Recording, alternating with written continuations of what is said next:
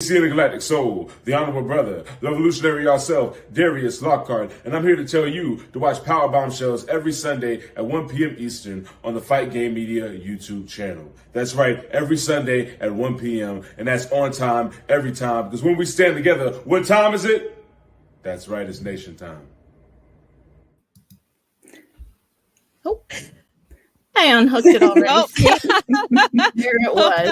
Well, I guess we'll go ahead and do the intro now, and then I'll comment about that. So, everybody, welcome to episode 94 of Powerbombshells.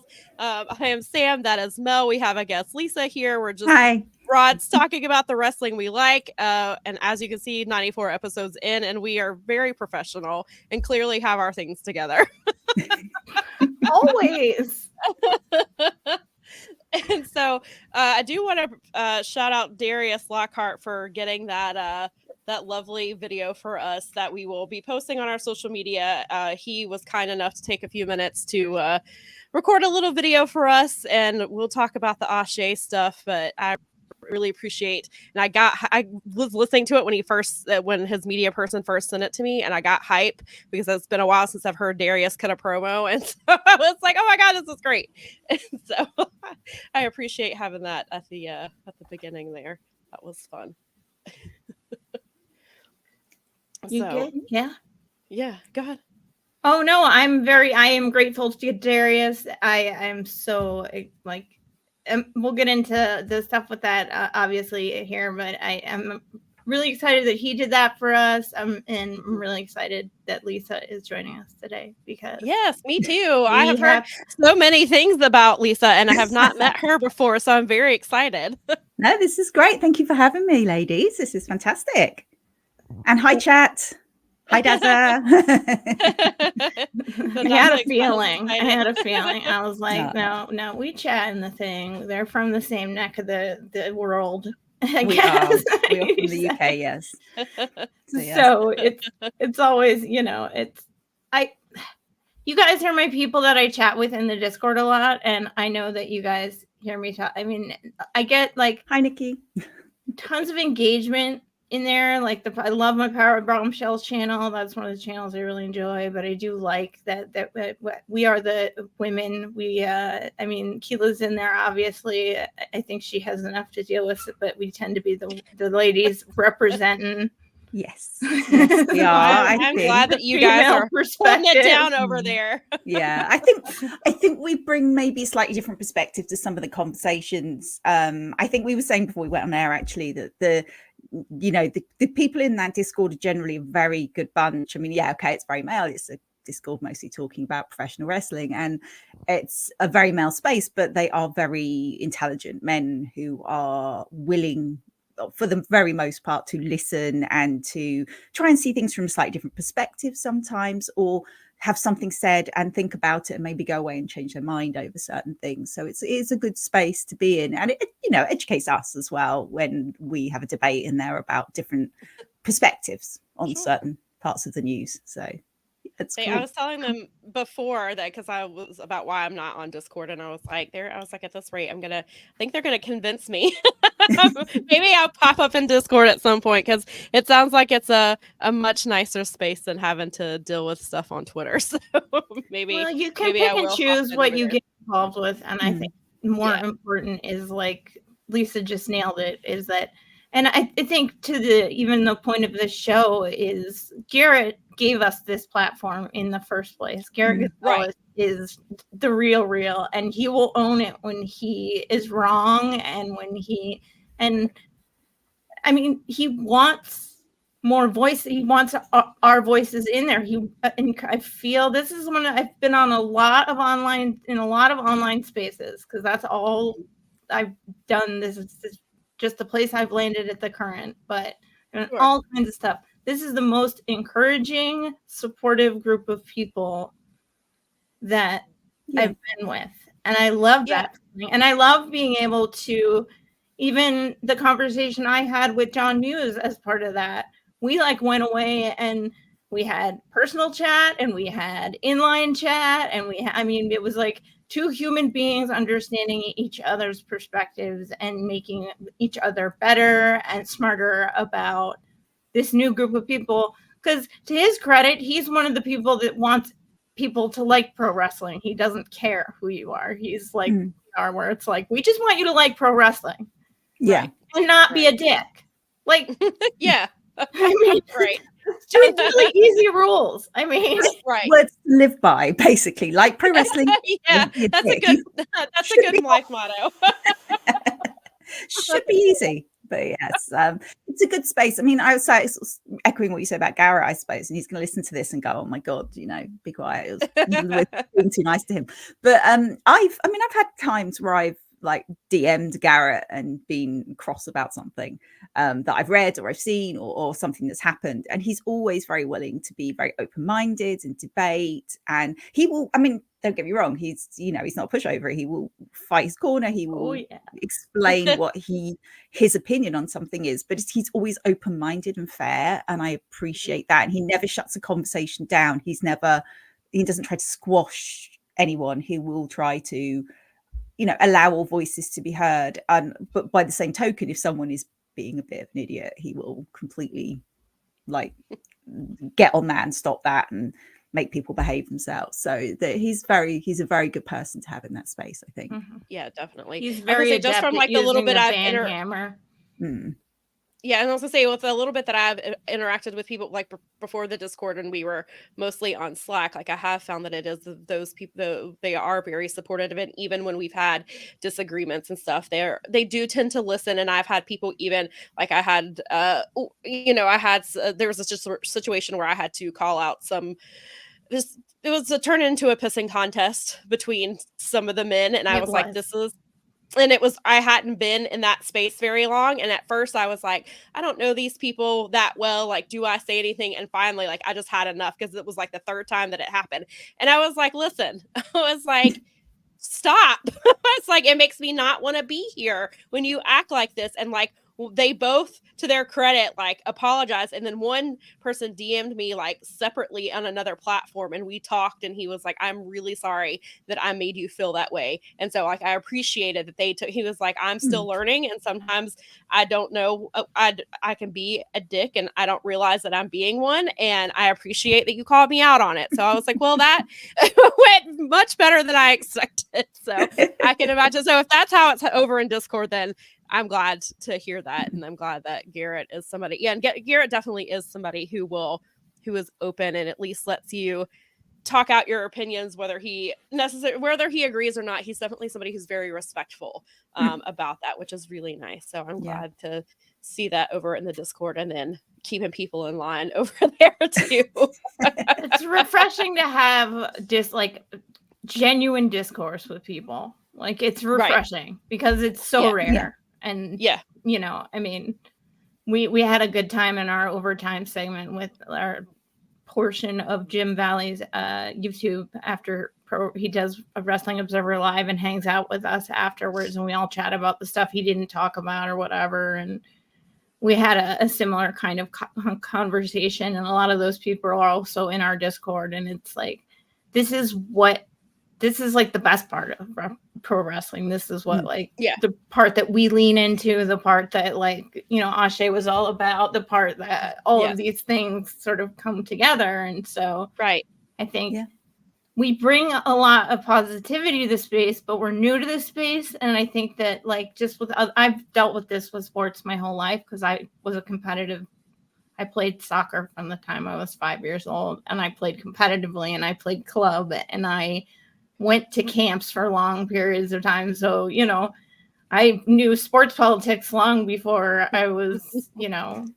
and then I became a theater kid later in life. So the two intersect, and it's like, I knew what I was getting into. It's probably why I was drawn to it. And so but I've noticed that I come in at a time when women are starting to be more involved in the space. And so boys have to get used to that again. They had to get used to it they've gotten sort of mostly used to it in the NFL games. They've mostly gotten used to it. I don't find I haven't been, but even we went to a live game. We went as Seahawks fans. We were for the visiting team in the local stadium in our unis and stuff. and still had a great time with the locals. And I was able to have conversations with men and other women and so forth. So the NFL is a space where it's starting to media, yes and no, but here it's very new and very apparent that it's very new. And I see all of you folks, you women, you other women like you guys here and dealing with that. And I'm like, I feel like I'm kind of on the outside looking in because this is all very new to me.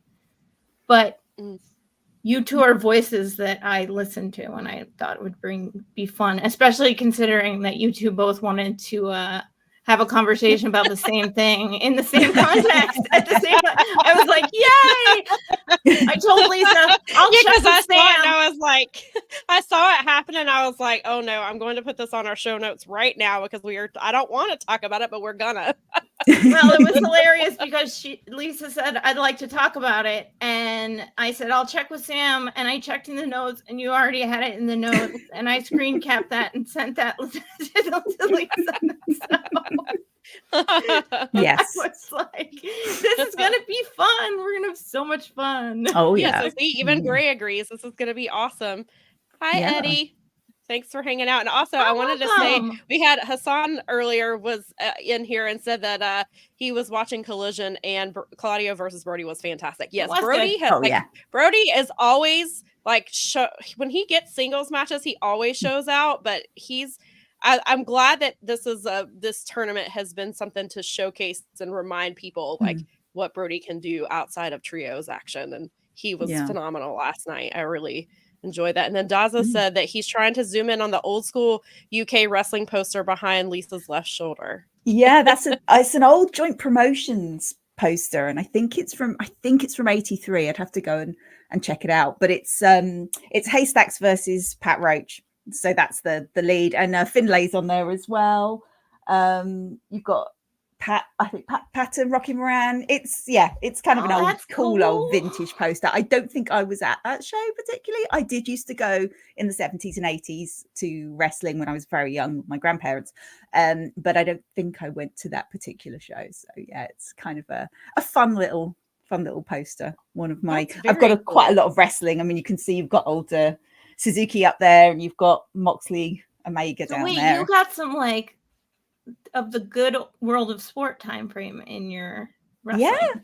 Yeah, absolutely. I mean, I got I got like the late 70s, although I was very young. I was very, very young.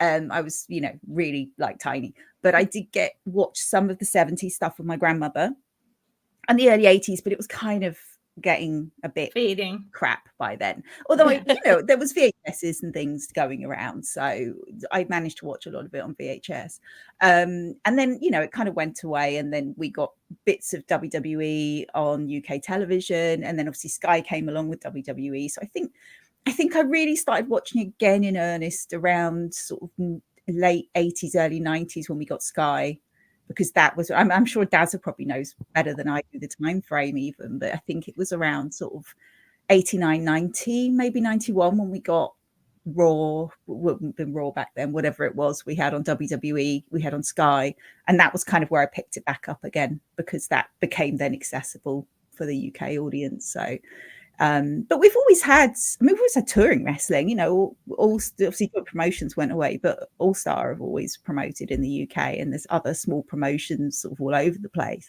And obviously I started working late 90s in the UK wrestling scene with FWA, so there was always that kind of around, but it was the very small town hall sort of shows, and then the more holiday camp shows, the sort of things that Brian Daniels did when he came over. And it's more when the All Star were doing kind of the bigger sort of Fairfield Hall style theatre shows, and then the FWA came along, and we were trying to do the more American style shows but make them British, if that makes sense. So we had like metal frames, and we had the pyros going off, and I mean my ring entrance, because I was the ring announcer, I used to walk through a pyro down to the that's so cool.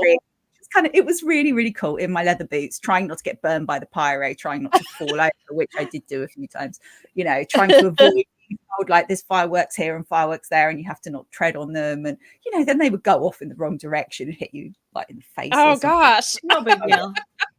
I was actually like, how many? I was gonna say like, how many actual scars did that? Because I mean, I know how that. Yeah, I never got a scar. I did get a couple of little sort of burns in my jacket as I was walking to the ring. No. Good. You did well. You did really well. It was one of those, but it was, it was a cool time. It was exciting. We were working with like Ring of Honor, so we did have people coming over. We had CM Punk, Colt Cabana, all those people coming over. Jerry Lynn, Samoa Joe came over a lot. He was great. It was a really cool, exciting time. We worked with Mick Foley when he was no longer with WWE. Trying to think who else. So many people we worked with. It's very excursion country where you cool. Are. I mean, absolutely. I love that. I am so jealous. I also have a friend who lives.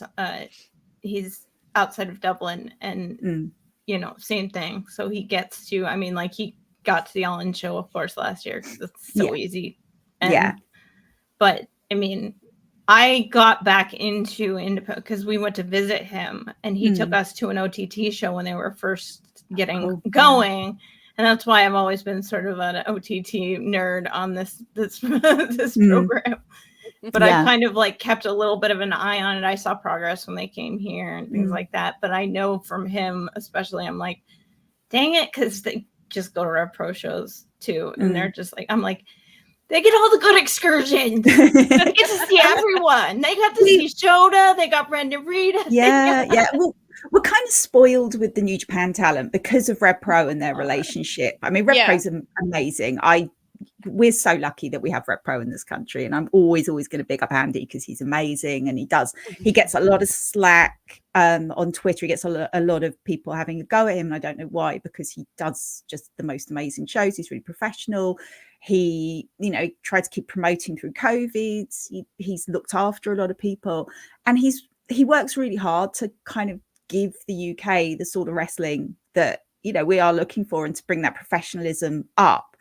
And his relationship with New Japan is incredible. So we get everyone over, and we're very lucky. We get people like Suzuki all the time. And obviously we had Shota, we've had all those people come over, and we are fortunate. And obviously Will Ospreay, we've watched Will. I mean, I've been watching Will Ospreay for years and years and years, since he was a baby. And I feel quite protective towards Will, because when people criticize him, because I've watched him grow up, and he obviously we have mutual friends in the industry, and everything I've heard about him is good, and that he's a good and kind person.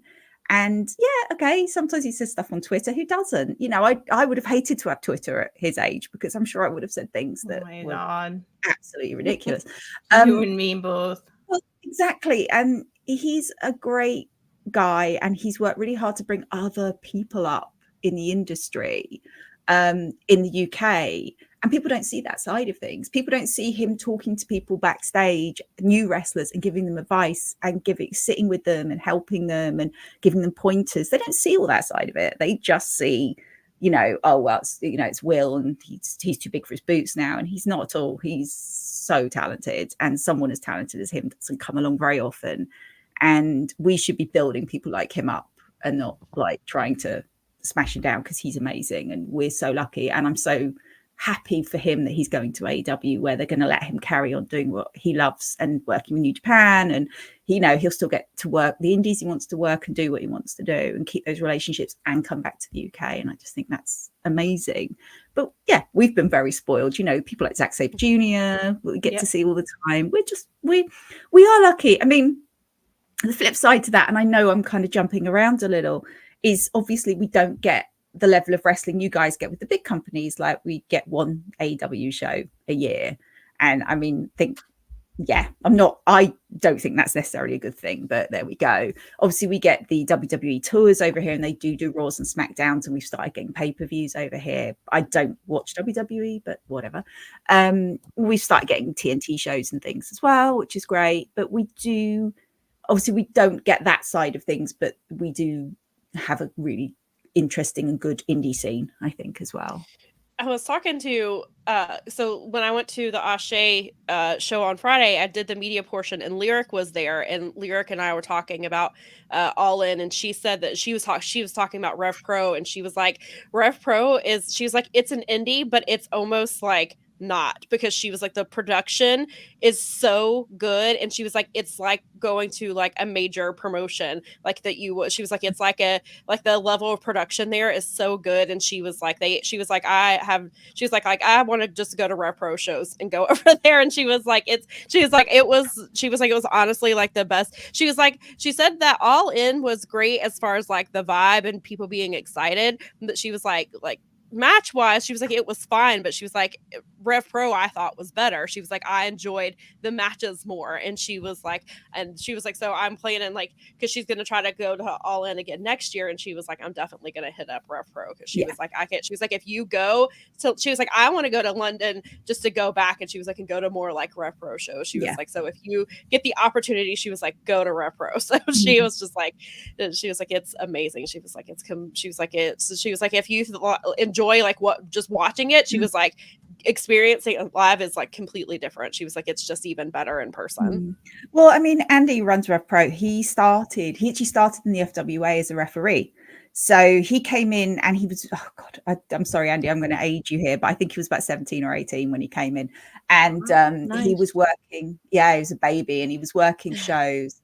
And he was working as referee, but he was also doing ring crew. So Andy has started right at the bottom, and he went all the way through, and he did all the jobs, and he's seen all the jobs, and he's done everything. So he's the guy who now promotes and is like, to my mind, is the top indie promoter in the UK. That's my opinion. I mean, obviously, Progress are great and they do what they do, but to me, I think Andy is the guy.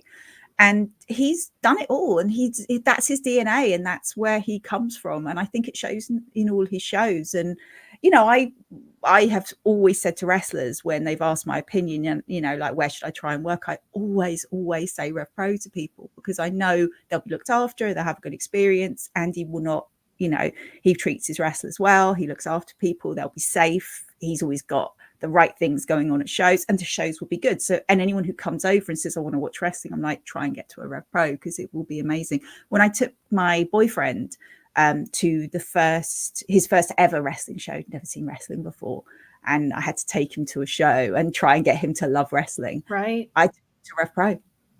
That was where we went. And it was just after COVID, and we went in, and it was the first wrestling show back after COVID, and we went and sat. Oh, wow. And the lights came down, and I think the first match might have been Aussie Open versus Look North. And is it Look Northwest Strong? That's it, Northwest Strong. And they came out, and I cried because I was so happy wrestling was back. I feel that so much. Yeah, I got the same feedback about the Rev Pro show from my friends that went to both. They loved All In. They were happy that they did that. It was something in on your side of the world, as he put it, in my time zone. And but that Rev Pro show was definitely the like must see. I still need to go watch it because I heard everything good about it from the people that were in the building. Yeah, and same here. They were like more concerned with missing out on the Rev Pro show than they were than the pre-sale for the All In show, because they were like, we know we can get into that one. This is like different, like, and everyone's gonna want this. And so they went for those. That was like their first thing. They were like way overly concerned with getting the Rev Pro tickets compared to the All In tickets, because they'd done that before, and they knew that was going to get a big. I mean, it was. I'd love that. I would go just for that. I mean, that is almost is a selling point for me. It would be definitely for sure.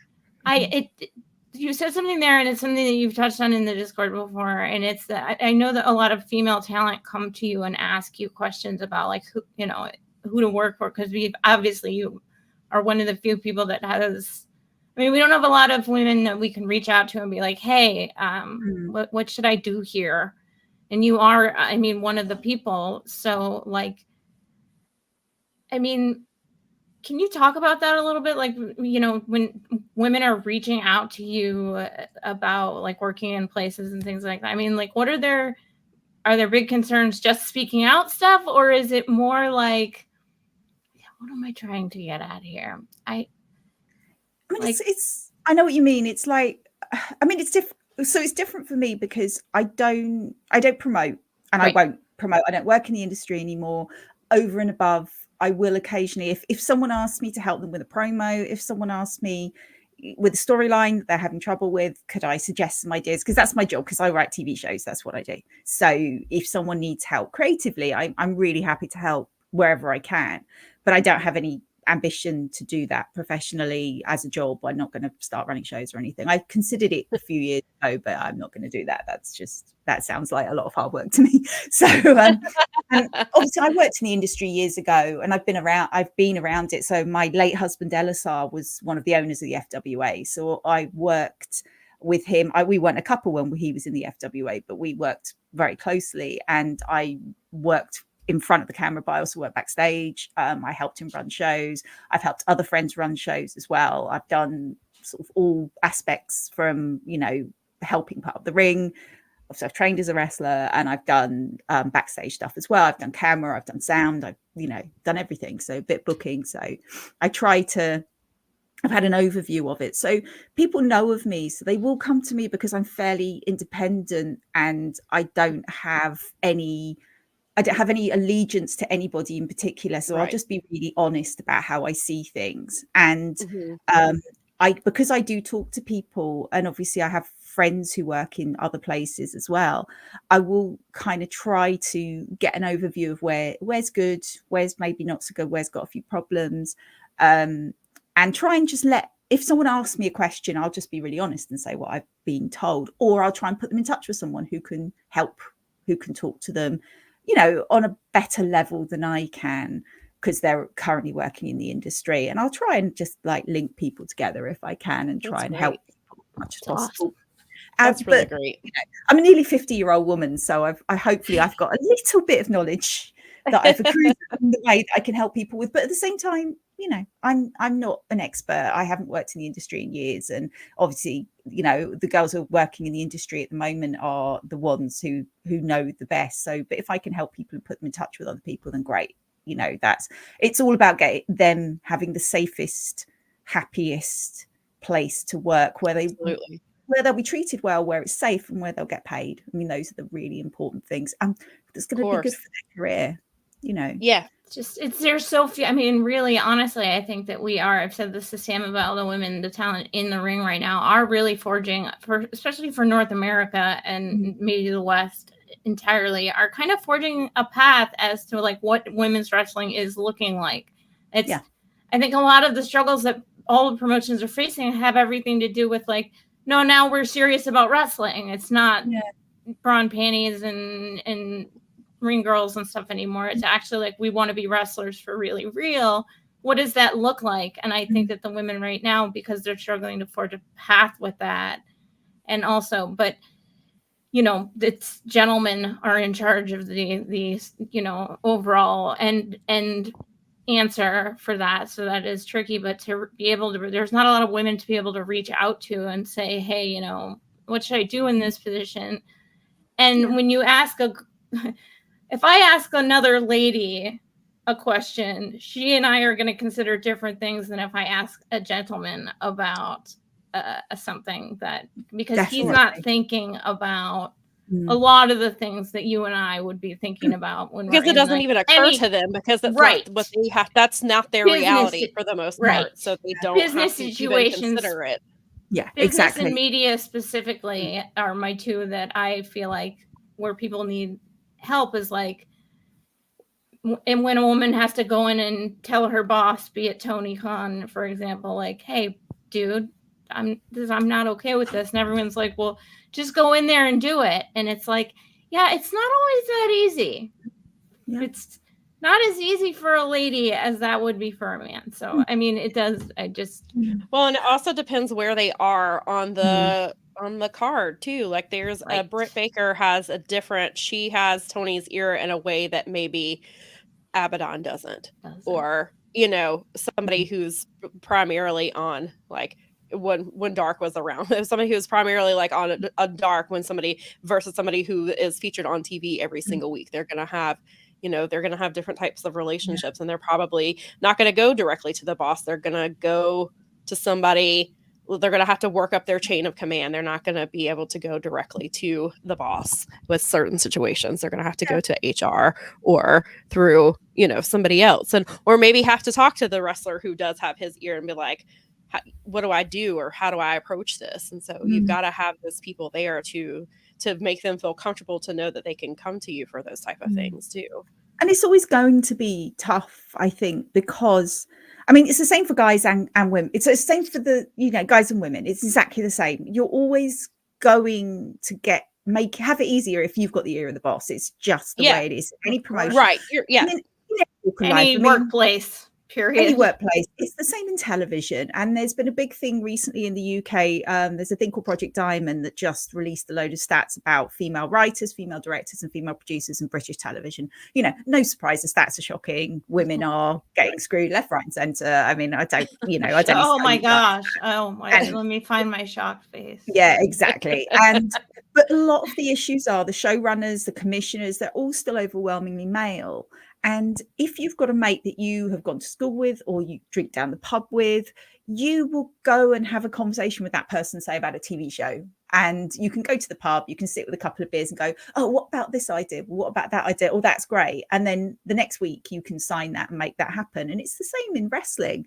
If you're mates with someone, you enjoy hanging out with them, you enjoy, for example, and I don't have any inside knowledge of this, so this is just me shooting the breeze, but there's been a lot of discussion on Wrestling Observer Radio about the relationship between Bryan Danielson and Tony Khan and how they're friends because they both similar age, watch the same kind of wrestling. Great, that makes sense. But then if you're Bryan Danielson, you've already got that in with Tony Khan. That's your boss, but you've got that shared history, that shared knowledge, that shared love.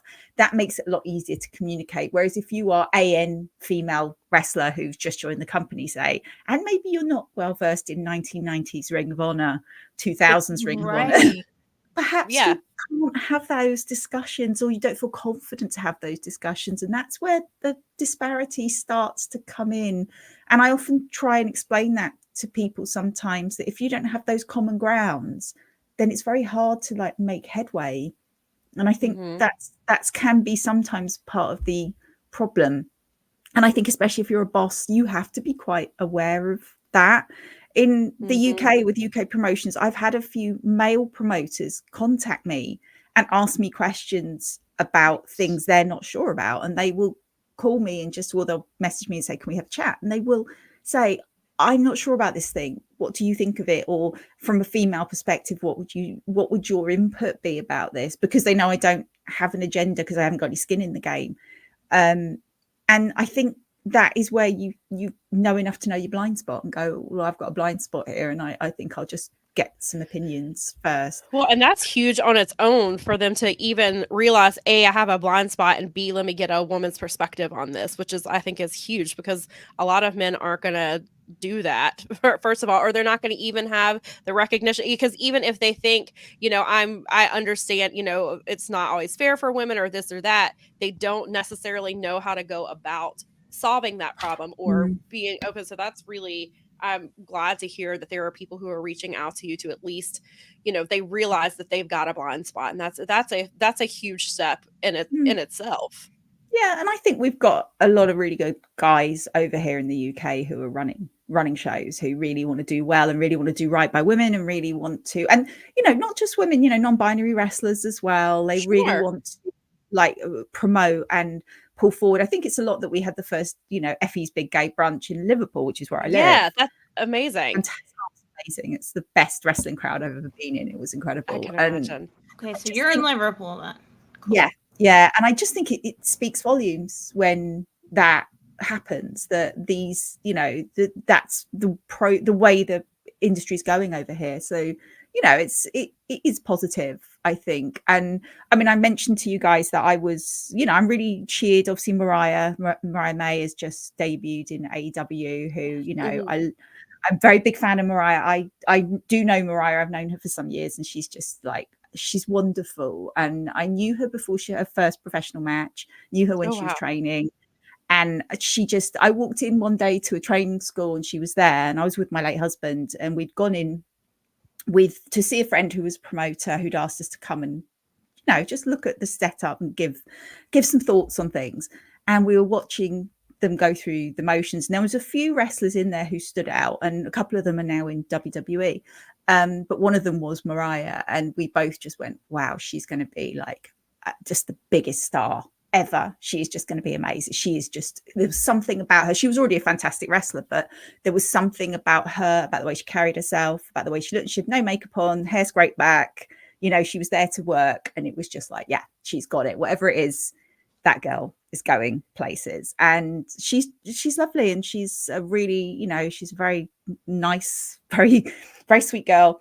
Wants to learn, really loves wrestling, absolutely loves wrestling, watches wrestling, devours tapes, asks questions, wants to research. I'm glad she went to Stardom. Obviously she really progressed there. She got to wrestle constantly. And I'm so glad that she's in AEW now, and I hope she gets to show what she can do soon, because I was very glad to see her go into Tony Khan's office this week, because I thought, yeah, this girl can wrestle, and whatever she's doing is great, but I want to see her wrestle. I want to see her in the ring. I want her to show what she can do, because she's really good. She's really good.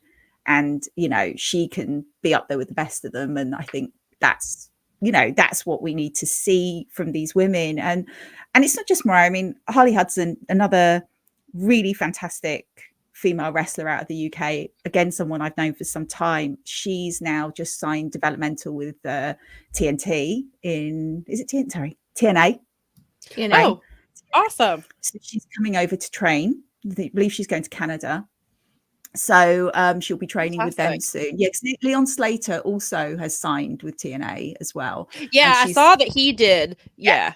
So she is signed too. So she's on her way over, and she is, again, absolutely amazing, fantastic, totally different to Mariah, very different look. She's got pink hair. They call her Hudzilla because she's very, very strong, but she's very tiny. She's 5 foot Scouse power. And she's just amazing. She's my size. Finally, a wrestler my size. I'm always excited when there's any wrestler my size. I was like, I'm taller than Marco Stunt. I mean, well, there we go. I got something. She wrestles guys. She wrestles girls. She's awesome. I mean, I can see Eddie in the chat is saying. Yeah, I was gonna say we got a couple. Yeah, I was gonna say we got a couple things in the chat. Eddie says Alex Windsor signed her Tony. Yep. I've heard that name come up a lot recently, about that's somebody that Tony should be taking a look at. Yeah, I'm not familiar. I don't know that I'm super familiar with her work, but that is a name that I've seen pop up. She is amazing. She's a Rev Pro champion at the moment. I believe she is still Rev Pro champion. I haven't been to Rev Pro recently, but I understand that she is. I mean, there is so many. I mean, there's Lizzie Evo is another Liverpool wrestler who's amazing. Zoe Lucas is a fantastic wrestler. There's Amira, who is at the moment is better known as Michael Oku's second valet. I don't like the word valet, so second at the ring. But she's a great wrestler in her own right. There's so many. Sky Smithson, she's another fantastic female wrestler coming out of the UK. So many good female wrestlers in the UK at the moment. So I really want, Tony over here taking a look at these women, because they're great. Yeah. Definitely. And Brad says that watching Mariah's progress in Stardom was one of my favorite things about following the company for the first time this year. She did so amazing. Yeah, she's great. Yeah. She's great on the mic as well. I've only seen bits of her stuff in Stardom, but from what I've seen, she's fantastic. And I, like you said, I can't wait I think for those of us who've heard of Mariah but maybe not have seen a whole lot of her work, we're anxious to see her get in the ring and show why is everybody talking about her? Clearly she's beautiful. She has it sounds like the story they're putting her in, I think is a good place for her, but it's get her, we want her in the ring. I want to see what she can do. What is all of the buzz about? And I want to see it, and see it with some of the women that, some of these top women, I want to see what she can do. And so I hope Tony gets her in the ring sooner rather than later. You guys have AEW on TV, or do you have to do it through Fight? We get it. So I watch through Fight because it's live. I never watch it. I very rarely watch it live. I usually watch it the next morning. But we get it on ITV for free. So ITV is one of our big channels. We have BBC, ITV, Channel 4, Channel 5, which is the big four. So ITV is one of our biggest channels. So it's on late night on ITV. I think it's, because I don't watch it, I can't tell you. I think it's something like Friday and Saturday. You can get it, but it's interesting because it's often on around anywhere between 9 and 11 o'clock at night. So it's often on in the pub. So if you go out to the pub on like a Friday night or a Saturday night, people have it on the screens and people are watching it and talking about it, and they do react to it as well. So it's quite, I mean, my boyfriend's texted me like when he's out with his mates and he's going, oh, AEW's on in the pub and people are watching it and talking about it. And then he likes it because he watches it now. He can pretend he knows what he's talking about and go, oh, well, that. I mean, I feel like that Tony could definitely pull off a Euro tour. Oh, yeah. Well, and he talked about he mentioned that on one of the I wonder media about the TV part. I mean, because like the Canadians have been talking recently about like it's tough with them because they don't have TV deals. So it's like they're going to have this Montreal show, but a lot of places aren't going to be able to watch it. Yeah, because they're going to be able to watch it in French. They're French, right. So that's I was something. going to say, because I know Canada doesn't have, I think Canada doesn't have, what is it, Collision, or they don't have Rampage, or one of the two. So does the UK get all three shows? Yeah, right. Yeah, do we get everything? Yeah, that's what I thought. Okay, yeah, because I know Canada doesn't. I think it's Collision that they don't get, or something. One of the two. It was either Rampage or Collision. Wanted to talk about Wembley because of some of the things that have gone on with.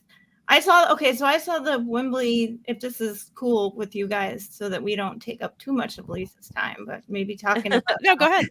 Because we're kind of on the same subject, because it would make sense to build a tour around Wembley, right? I mean, it would, or to maybe bookends at some point of the year.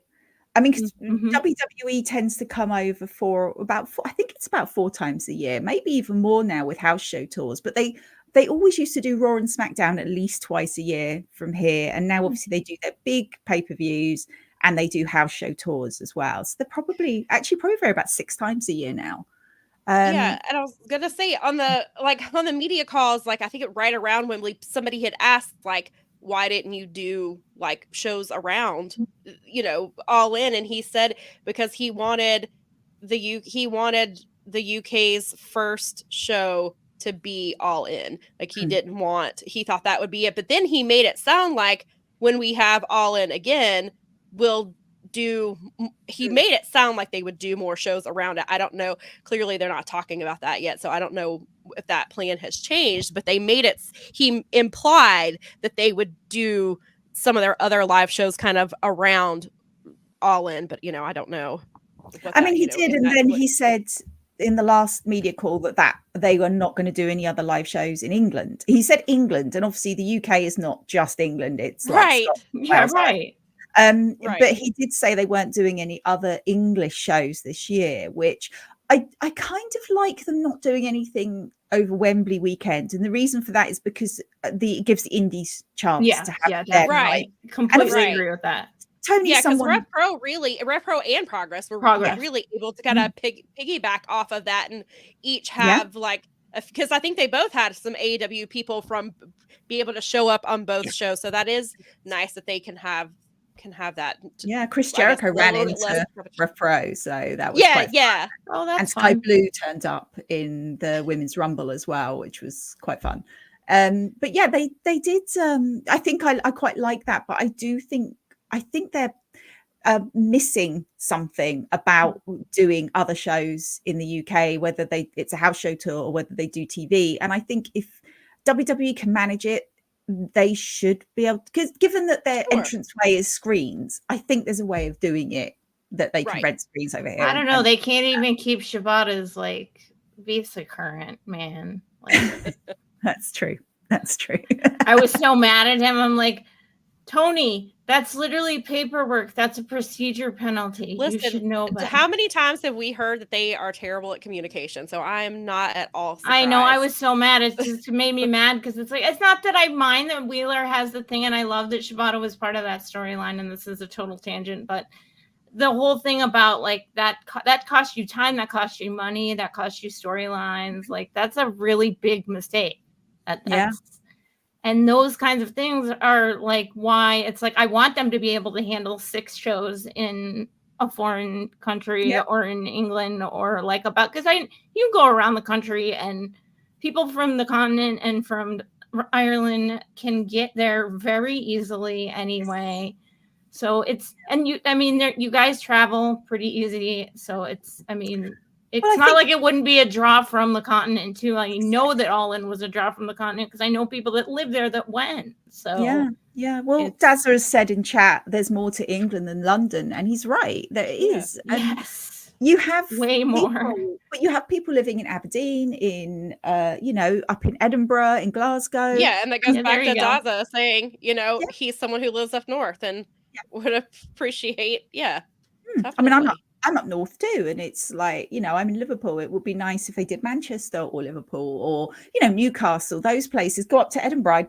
It's easier for me to actually get to Edinburgh than it is London. So do those places. Do Cardiff. Do wherever. Go. That's cool. Those are kind of historic. If he wants to do historic wrestling towns, you just listed a whole ton of them. So right, exactly. Dazza and I nerd out because I've read The Wrestling by Simon Garfield. And he wants, one day we will have a conversation together about it. But so, because my friend put me onto it, and so I did a lot of it, because it's like, I love Zack Sabre, and so seeing like the roots and stuff and learning about British wrestling has been like, I'm a history nerd, so that was a lot of fun. But like, he loves history so much, you just go to those places. Those are like super historical spots in wrestling.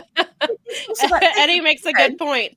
Tony should know England since the Jags play there every year, twice a year. He has a soccer team or a football, if you want to be proper. Usually what I say is, when I'm talking, I usually say NFL and football, because I have enough friends that are outside. Unless I'm talking to Americans, then I just say soccer because it's easier. But I have friends that I know outside of this nation that it's just football too. It's like, so I say NFL. So it's also that thing of, if they did come here and do a UK tour, you take your drone outside and you fly it up and you shoot all the landmarks and it looks beautiful. And it makes you seem bigger. WWE do it every time they come here. They do it really well. They shoot the landmarks, they make it lovely, and it looks great. And I don't know why they don't do it. That's the stuff they should be poaching from WWE, not this story crap.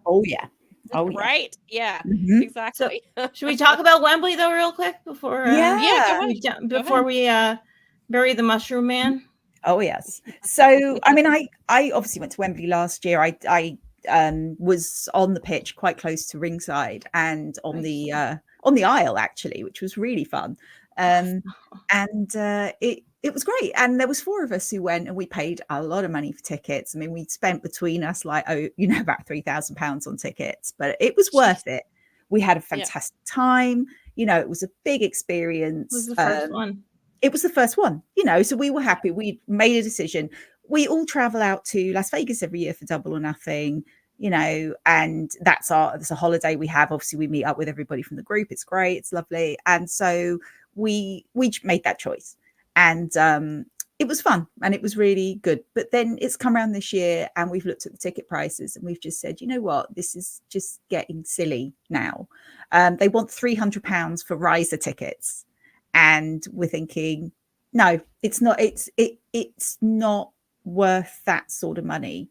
So we've held off. So this is, we're just 4 people, but we've spent several £1,000s on it last year, and we've decided, do you know what? We're just going to wait and see, because actually we don't feel like it's particularly value for money at the moment, but also we feel it's a little greedy this year. Tickets that were last year going for 150 are going for double that.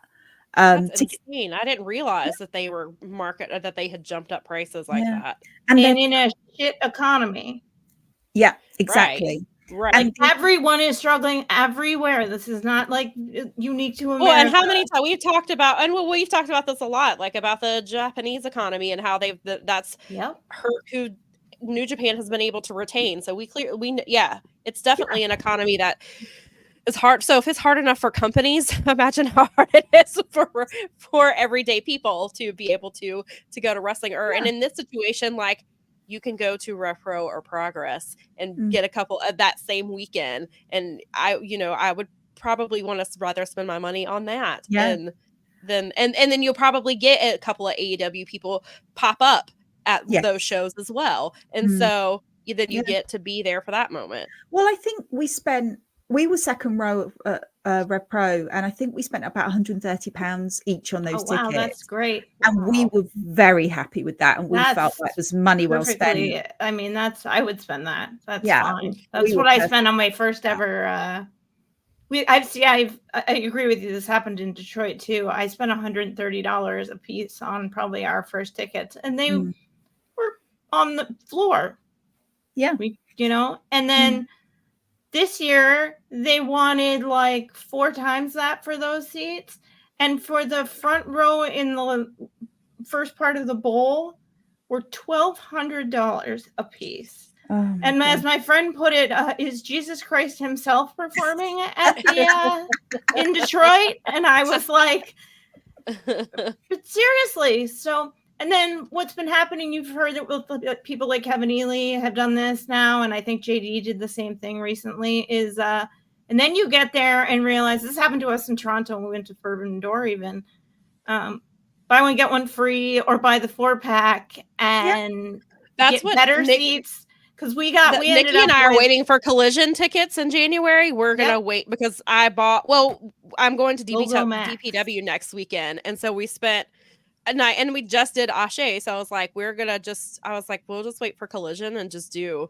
I'm sure they'll have some kind of a deal where we can get better seats, and we can do like a buy one, get one half off or something like that. Or if there may be, like you said, a 4-pack, because I was like, those tickets I don't think are selling out. Bob and I bought a 4-pack just because it was cheaper than buying, and we ended up with just 2 extra seats that we didn't care about. And then we went to the box office, and they moved us into better seats that we had purchased for the next night. So we ended up sitting in the same section basically that we sat in for the actual Forbidden Door show. And we did it for like way cheaper because now in fairness, Collision was only about like 5 shows old at Forbidden Door. I think it wasn't like that far in yet. But I mean, Toronto is a pricey city, and I don't know. Like I'm questioning going to Forbidden Door next year and where I want to put my big wrestling show money next year. And that's because of. I'm considering, like, do I save my money, fly to the East Coast and go and see a Dynamite and a Collision, and it will be cheaper because I know I'll be able to walk up and get a good seat, rather than think easy. I mean, okay, I probably will go down to London because I'll, I kind of have stuff to do down there like on that weekend, but it's like I probably will go down and maybe I'll get a walk-up ticket and pay whatever. I think there were seats going for £19 last year. There'll be cheap seats again. Of course there will. Yeah. But when they're asking, I think it was £2,500 for the front row seats, something like that. And they were here. And even the seats on the risers with the best view was something like £550 because you could only buy them if you bought a package that included lunch and drinks. And as we said, like last year, I think we had 2 beers and maybe a cocktail. That's not £550 worth of drinks. No. I'll go for a burger. It's like right. And and so Daza says he's tempted to go to London for the weekend to see the smaller shows and get-togethers, but can't justify spending the amount of money that it would cost to be a poor view of the ring. Yeah. And then Brad says that's happened with Grand Slam here in Queens. I bought tickets the first 2 years, and the second time in the same seats were double the amount. We spent a lot more on Forbidden Door this year. And I mean, now granted, I upgraded our seats a little, but adjusted, it was still a lot more. Like it just was. Yeah. And our Dynamite, when they came to Detroit for the second time, those went up like 3 and 4 times. And it was just like, forget this. And I took John Muse's advice, and we got like a lower bowl on the corner, which is just perfect because you're right by the stage. And so I was just like, this is it. And they were like still more, but this is I was really interested. So they have 30,000 sold as of this morning. I took a peek at the WrestleTix numbers because Preet's really good at sharing them in the Discord and stuff, because I wanted to see where they were. So that's pretty impressive because, the first time's always going to do good. Yeah. But I think that they do have a problem when people are not buying in. I mean, remember when you couldn't get close to an AEW? Like, you had to be there at the minute that the pre-sale went on and at the minute that the general went on, or else. But I mean, that's obviously going to cycle out, because not every company, you're not going to be, that's not, you can't maintain that. Sure. And I agree with that. I just think there has been some I mean, even Mr. Meltzer, even Uncle Dave has admitted that their tickets are not doing so well. Well, I mean, it's obvious. I don't think there's no arguing that. But I mean, every company is going to hit their bumps, and I think people are blowing it way out of proportion. I don't think AEW is ending anytime soon. I don't think that. Their discourse could be spent on something else. I don't mean, this is just natural. This company has been around almost 5 years now. It's natural that they're going to have some fall off with stuff. I mean, yes, sure. Is it concerning? Is it something they should pay attention to? Yes. But the people who are screaming that this means that AEW is not going to be around in 2 years, they are those people. Some of those people are on this network, and I've heard them, and they used to be on this network, and they need to relax a little bit. It's gonna be. I think with the live shows, and I mean, for example, going to Dynamite in Las Vegas last year, because obviously that's my experience with Dynamite. The show was so long. It's like you'd get there, and there's like, I think it was an hour and a half of wrestling before Dynamite even started, and then they do ROH tapings now, and then you have Rampage, and I guess you can argue. Because that is a lot, and you have to be prepared because it's for all that. So I guess, and the one argument they can make, well, you get a lot of wrestling for your ticket price, which I would agree with. I mean, except that they're not good at letting you know that there's ROH tapings, because I only knew that because of you, not. But I think that but at this point, people know that ROH is filmed before Collision. Like, it's been long enough that this has been happening that people should know.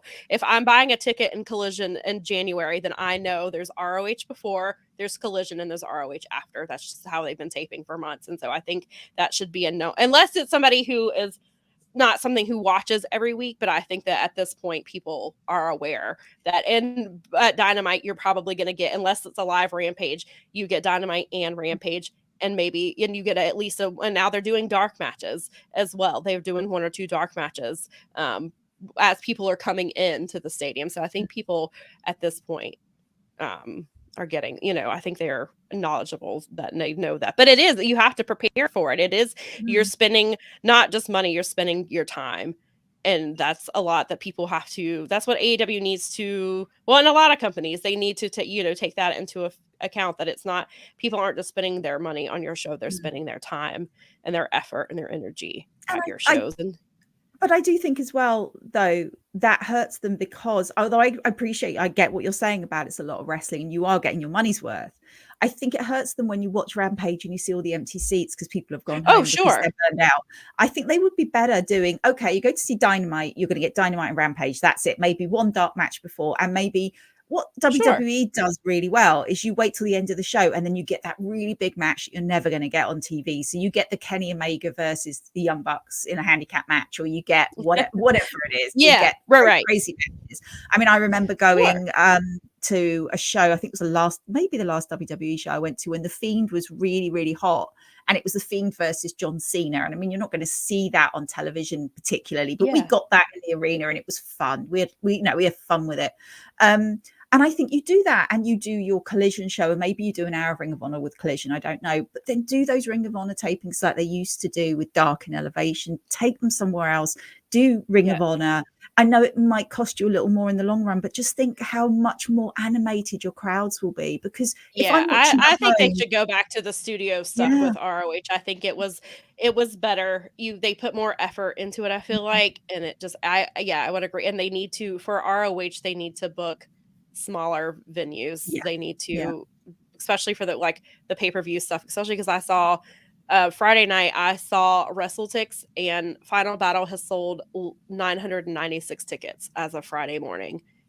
And they're in a 3,000 seat venue. And Joey Janela quote tweeted it, and he was like, this really sucks, because he was like, they should be running A, smaller venues, B, they should run in the New York market, which they should have ran Hammerstein. Like that was the rumor. We thought we were getting then that makes sense because the ROH has history there. He was like, treat it like an indie and stop treating it like AEW Dark Deluxe. He was like, he was like, and somebody else other than Tony needs to book it because Tony is busy and has a lot going on. And he was like, Tony has too much. And so, and I was like, and this is coming from somebody who used to work in AEW. Joey doesn't, he never has any, he's not negative when he talks about AEW. And I know when he made that comment, he wasn't even trying to be, he was like, this is what you should be doing because this is sad. Like these people are working their asses off. Like Athena and Billie Starkz need to wrestle in front of more than 1,000 people for this match that they've been building since August. And I think that they've got to really take a look, because I was like, isn't that what Jeff Jarrett was hired for? Wasn't he brought in to do ticket stuff? Like, didn't they poach him because that he was doing like, that was what he was doing, special events or something over there? And I was like, isn't that his job? Like, maybe let's pull him off of TV for a little bit and like use him for what he was hired for and try to I would have grabbed a map and I would have literally looked at all the places like my spot that lost Evolve and that platform when like COVID and WWE, the combination of the two just killed our promotion, and WWN stopped playing here and they're only playing in Clearwater now. And I think that they should have taken a map and looked at places like that and gone, this place already runs wrestling shows. It already has a wrestling community, and it has a giant gap. And we would be going to ROH shows 4 times a year, and we would be trying to go to Death Before Dishonor, because it would have been, because and I know you had your promotion collapsed during COVID, and they negligent combinations of things, happening. Somebody got burned out. You sold it is what happened. You think you can't run Charlotte, North Carolina? Freaking well, and like it's not even ROH? If you don't run Charlotte, there's Concord, which is a half an hour from here, and that's where ROH used to run. NXT used to run there. It's a smaller venue, but it's a decent venue, and they could sell. But NXT could, ROH could easily sell out stuff there. I think that'd be better. Yeah, and Brad says that ROH has been better recently, but it should be separate from AEW. I agree that it has gotten better, and I'm wondering if it's because he's handed the reins over a little bit. Eddie said, who would you guys bring ROH? Not trying to be a smartass. No, I know you're not trying to be a smartass. First of all, Maria needs to be in charge of the women's division. She was doing Women of Honor. Her and Bobby Cruz need to be given the book and let them completely book, because what they've done with Athena has been incredible, and they are building up other women around her, which is great, but they need to, and I would put people who care about Ring of Honor. So your Chris Hero or Christopher Daniels or even Matt Sydal, who still wrestles, like these people who have been there and they know what ROH is like. And it doesn't have to run like it did in the early 2000s in their heyday and things like that. But there's people who know what ROH means. And I think and those are people that I think Tony can trust, because I think that's a lot of where Tony has issues, is he doesn't like to give control away because he's afraid that if he does, obviously it's his name, like but I mean, his name is struggling now. So he's got to make some serious changes. We're going into, this was episode 40 of ROH last Thursday, and we're going into, they've been on Honor Club almost a year now, and I think March will be a year, right around Supercard, and he's had so many, like, it started off really hot, then Collision came around, and obviously that understandably got a lot of his focus. And then he stopped running Orlando, which I think, like, I get wanting the ROH wrestlers to be able to wrestle in other towns and expose them to people. So, like, I get that concept, but if you're not giving that book to somebody else, then you need to go back to having it in a central place. And so then people knew, okay, well, I can go to Orlando, and I can, while I'm on vacation, I can go check out once a month, I can go check out the ROH tapings. And that's what people were doing. They were planning their weekends around going to ROH. And so I know that's a very small niche group, but I mean, it's something I would consider doing again. Or run your tapings in different places. So do like a 4 weeks of tapings in Orlando, then do 4 weeks of tapings in New York. Come to the UK and do like two nights of tapings. They could with do Pro and do York Hall for 2 nights. You know Yeah, what I mean? that would they be could great. go to Dublin Like, and do the they could little just take the stadium where Impact- OTT runs. That little place where I guess the new place that OTT runs in Dublin is a lot of fun, and it has like stuff around it. It's the place that John prefers over going to Belfast and going to the National Stadium, I guess, because there's nothing around there and everything closes. So I think it's so. tricky. You want your audience to be excited, and Yeah. we need this rabid audience back. Yes, I agree. And I like, love the European. I love take a book UK out of the and Irish they can fans. take You a guys page out get of rowdy. out of the Impact / TNA. Like, Impact and TNA, they tape 4 episodes at a time. They film and they go to Atlanta. Like, once every few months, they're in Atlanta, and they're at Center Stage, which is a great venue. And ROH used to run Center Stage. I went down there like before ROH, like when it was still like really hot. We drove down and we went to the tapings at Center Stage and that's a really great venue. And they can run, like, Impact also runs, they run in New York, they run in Canada, and they do like they've built these relationships, and it's like the same 4 or 5 towns, but I mean, it's paying off for them. And so I think ROH could do something similar. And like you said, go to the UK and partner with some of these great promotions and, rebuild. And like you said, a rabid fan base. I think that ROH's talent is good enough that they could build a rabid fan base around them. Definitely. If they would just put in the effort. All of the jigsaw pieces are there, but no one at the moment sitting and putting it all together, and that's really frustrating. Sure, absolutely. Tony's got too many irons in his fires. It's just too much. And I don't want to bash Tony because he's actually a really, really good guy. No, and I know that.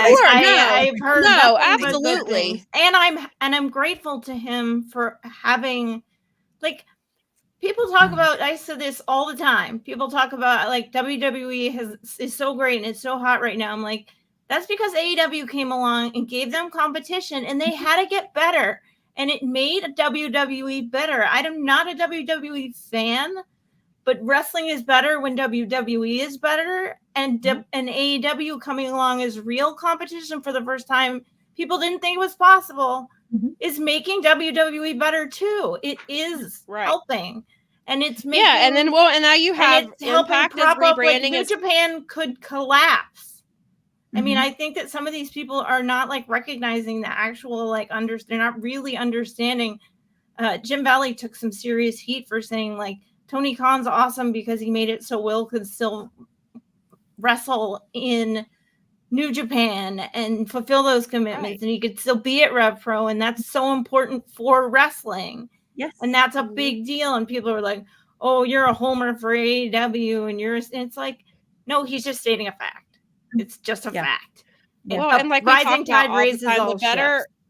Competition is better for everybody because it pushes everybody to be better. You've got now more jobs. Is TNA. They're getting a lot of attention on them. They've got Trinity over there. They're doing, and it's more jobs for talent, for people in production. And I was like, that's the thing that sucks like about the NWA stuff. I mean, yes, they're easy to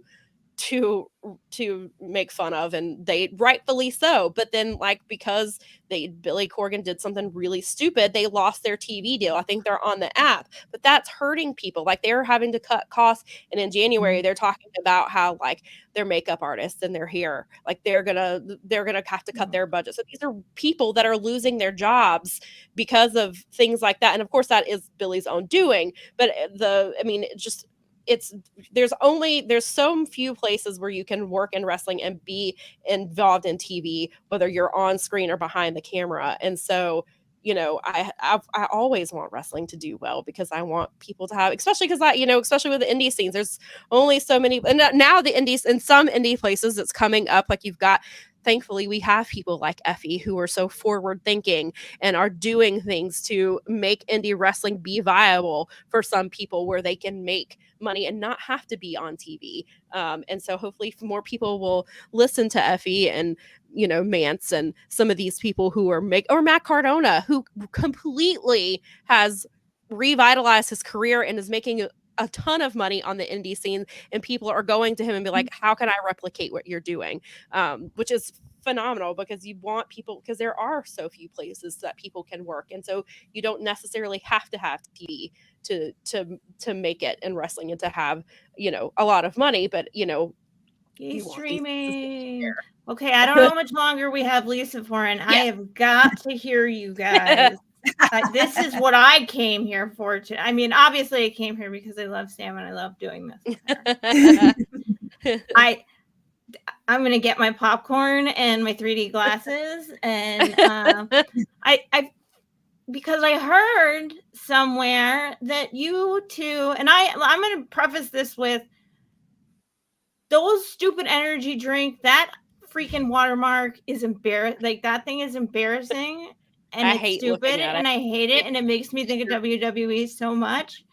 And I'm probably gonna totally agree with everything you two are about to say, but I just want to hear you guys say it. So, okay. Well, I'll preface girls, this do you have before... an issue with Ric Flair being on television? So first, before we get into this, I will say, if you somehow missed it, because they did edit it out, because I watched Rampage last night. They did edit out the line. So if you missed it or somehow did not see it beforehand, Rampage was pre-taped after Dynamite.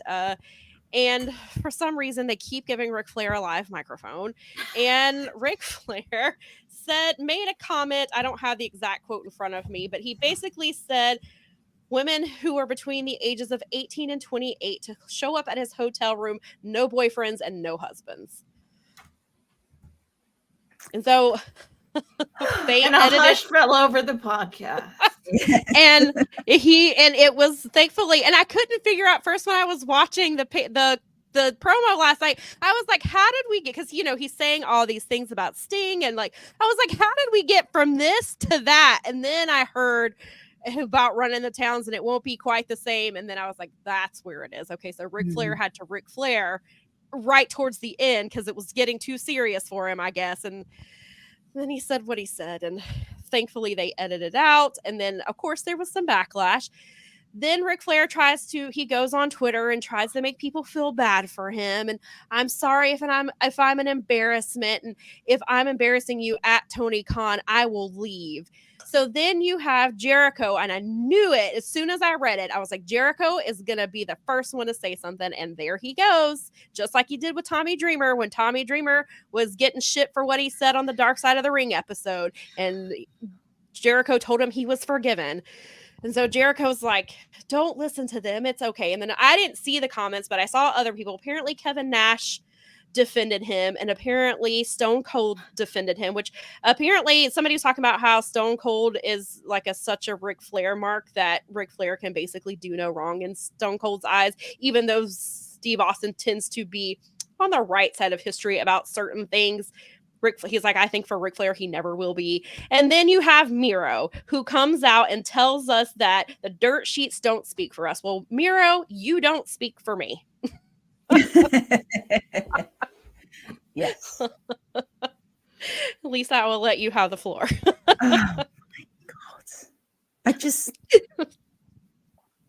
do you know, them hiring Ric Flair made me not want to watch AEW.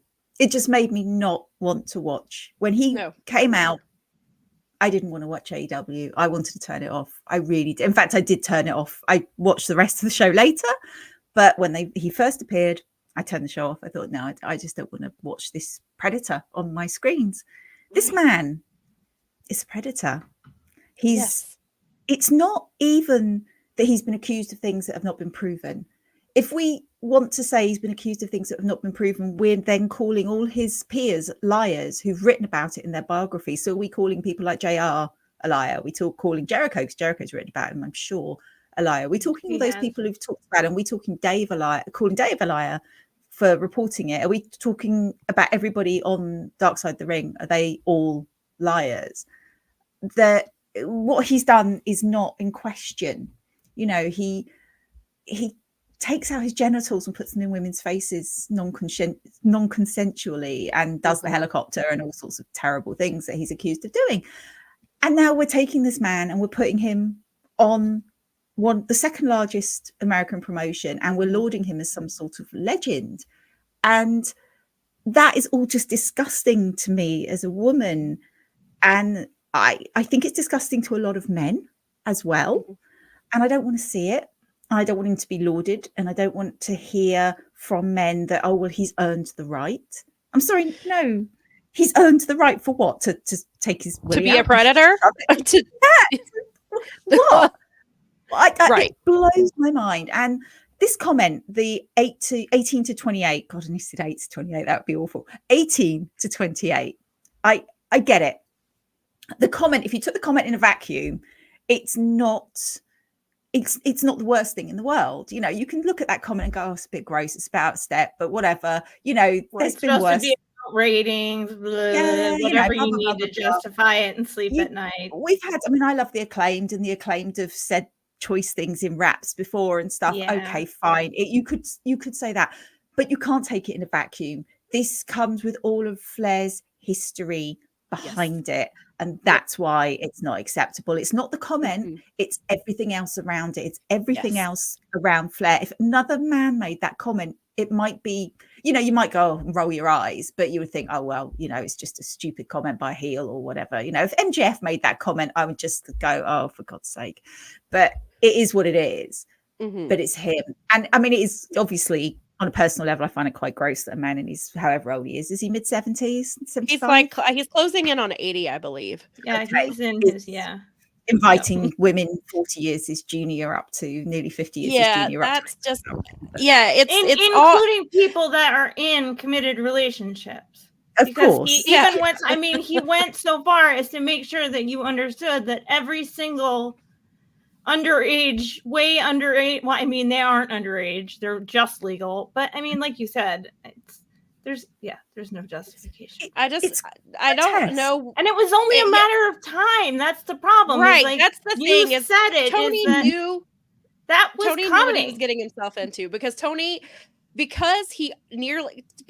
Ric Flair was supposed to have been on TV with Andrade months ago, and then the Dark Side of the Ring episode came out, and we were like. And they made the decision, like, we need to back off this. But he thought enough time had passed that we would forgive him. And then they purposely, and I noticed them doing it last night, and they do it every time he's out. They cut to people, specifically women, who are doing the woo to justify. Look, there are women who are cheering for Ric Flair. And so they go right to the women and show that to be like, see. It's just a few people on the internet. It's not real life. And there are female justices that overturned Roe versus Wade. Like, big deal. It's piss off with that. That's stupid. Yeah. That's such a straw man. Yeah, but I know that's what showing Tony's people doing. that are yay. I told you when they signed him, I was like, they're gonna come to Charlotte and they're gonna come to Greensboro because it's Flair country. Tell me, she said it. That's exactly what they did. They announced Collision for January 6th. Ric Flair is in the center of the damn poster. It's like it's him, and then FTR, and then Sting is there, but the center is Ric Flair. And then, of course, we're getting green. And of course, I get the historical stuff with Greensboro, and Sting should finish his career, but they're also doing it because that's that added factor of these people are not going to boo Ric Flair. So I will book them in Flair country where I know that he's going to get cheered, and that will justify what I did. And I will show women cheering him as well, because somehow that justifies my decision. That even though I would argue that being in an arena among thousands of people, there is a certain sort of peer pressure to that, where women who maybe are not particularly comfortable with Ric Flair feel that they need to take part, or else they're not part of the crowd, they're not doing it, or maybe whatever, and they just feel like they need to go along with it. I think, and in some of these cases, it's almost kind of an automatic thing. You go to a wrestling show and somebody woos, and you automatically, it's a call and response type of thing. Absolutely. And nobody is trying to say that Ric Flair was not incredibly important to wrestling and wasn't a fantastic professional wrestler in his day. Of course. These two things can exist separately. He was a fantastic professional wrestler. He was awesome at what he did. He was also an awful person. you know, we really... get one, and no one's done it yet. So. And usually Ric Flair is the one who gets it out of me. So. Yeah, right. Yep. and so, but yeah, you're right. And it just, and so because initially when the Collision show got announced, I was like, I hesitated, and I mean, I clearly haven't gotten tickets yet, but I hesitated. I was like, I don't want to support Ric Flair. Like, I want to, because then a lot of times I will vote with my wallet. But then on the other hand, like, I don't want him to take away me seeing Sting the final time. That I don't want Ric Flair to take things away from me. And that's how I feel about Greensboro. I'm going to try to get Revolution tickets because this is Sting's final match. And so in the way I was talking about it, with a few people, and I talked about it even on Friday, we were talking about it. Yeah, I actually asked you about and this, I was like, I'm dilemma. not going to let an 80-year-old predator stop me from singing Sting's last match. It's not Sting's fault. He didn't tell Tony to sign, as far as I know, he did not tell Tony to sign Ric Flair. I think Tony thought he was doing something nice and didn't, and it was a fanboy moment. He signed Ric Flair because he could, and 10-year-old Tony is very happy right now. Part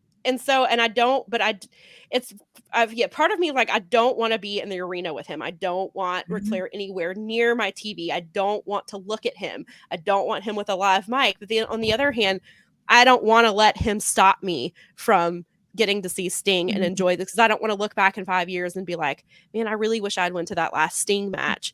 And, and so it's hard to want to vote with your wallet and to be somebody and to say these things. But then on the other hand, like, I don't want him to overshadow Sting's final run. And I don't want Ric Flair to be what I remember. I want Sting to be what I remember. And it's a hard balancing act to have. It's hard to be put in that situation because Tony did. He put women particularly and other people who find him. He knows it because he justifies it by doing shots of women doing that stuff. He does it by justifying it. The biggest selling point at the beginning that they were trying to, don't worry, we're not paying him. The energy drink's paying him. That's been the talking point from the very beginning. It's not even Tony really that's paying him that much. It's like, that's cool, but Tony's platforming him. I don't care about the energy drink. And that energy drink branding, I'm sorry, it's awful. Obnoxious. It's the worst. It's literally in second place to Cody Rhodes' tattoo as one of the worst decisions ever. I would rather look at Cody Rhodes' neck tattoo. I would actually too. And it's up there all night. So anytime somebody is on the screen, it's right, like they're walking down the ramp. Stupid freaking cans on the goddamn table. And it's horrible. I have to say, with that branding as well, Daz will get this because he's from the UK. I actually had somebody ask me why they have a picture of Jimmy Savile up on the entrance road, and I had to explain that it was there because it actually does look like Jimmy Savile, and someone who's not a wrestling fan. Yeah, I'm familiar with who that is. So wow, a terrible. Now that you say it, I can see that. Oh wow, that is not. That is not somebody he wants to be compared to. No, not at all. And someone asked me that question, and I looked at it, and now, so we go. Dazza says, "Oh God, you're right." Yep. Once you've seen it, you cannot unsee it. Oh, poor Daz is like, now Daz, you get to see it too. I'm just thinking, who is that branding supposed to be appealing to? Because I don't get it. It's not like Prime. Prime's got kind of cool branding, and I don't drink energy drinks, but if I was going to pick one up, I'd look at Prime before I looked at. I don't get who that's. Yeah, Ric Flair is not a selling point for most people. Like maybe if you're, yeah, right. I need a geriatric selling me an energy drink. That's really because when I think stims and getting to the job done, I think a 77-year-old sex pest. Right. Know, but it's like, isn't the prime consumer of energy drinks like kids, like 13 to? I actually know. You know what? As someone who is married to a retail manager, they often provide energy drinks during, especially this time of year, to the management and middle management, the sales staff, because got to keep them men working. Got to keep selling. Sell. I mean, that people buying energy drinks with Ric Flair branding would probably be older, like 67. It's got to be old people. Definitely. They're Yeah. not It's buying old energy people, drinks, 'cause are it's- they? No, the 18, and especially when they're going up against somebody like, even though Logan Paul is terrible and there's lots of things I could say about right, him but he's an too. influencer. If He's you're more looking, but if you're relevant. looking at an audience who is buying these drinks, It's you're Logan gonna Paul. they're gonna buy, if He's they're right. gonna buy between, they get to choose between Logan Paul and Ric Flair. Who do you think they're choosing? Clearly Logan Paul. He's the YouTuber. He's the guy they've grown, a lot of them have grown up watching. Like, that's, of course, I guess you could make the argument for Ric Flair that people grew up watching him, but they're the same age as him. Yeah. They're gonna be. Exactly. Yeah, But they're it's probably the That's same what- age as that fungus that's in the drink. So I don't know, man. I mean, the guy looks in an embarrassing state. Why would you want him to be the face of your company? He actually dresses like Savile a bit now. I just, at this point, I hope that, I don't think that they're gonna keep Rick on TV because they're the energy drink is paying them. I think at this point, I hope they've learned their lessons to not give him. He does not need a live mic. He just needs to come out there and stand out there and not say a damn thing. I don't want to hear, and they can be like, "Oh, the fans are not this man is not selling tickets." I quit using that he's not selling tickets. Sting is selling tickets because it's their last time they're going to see him in that city.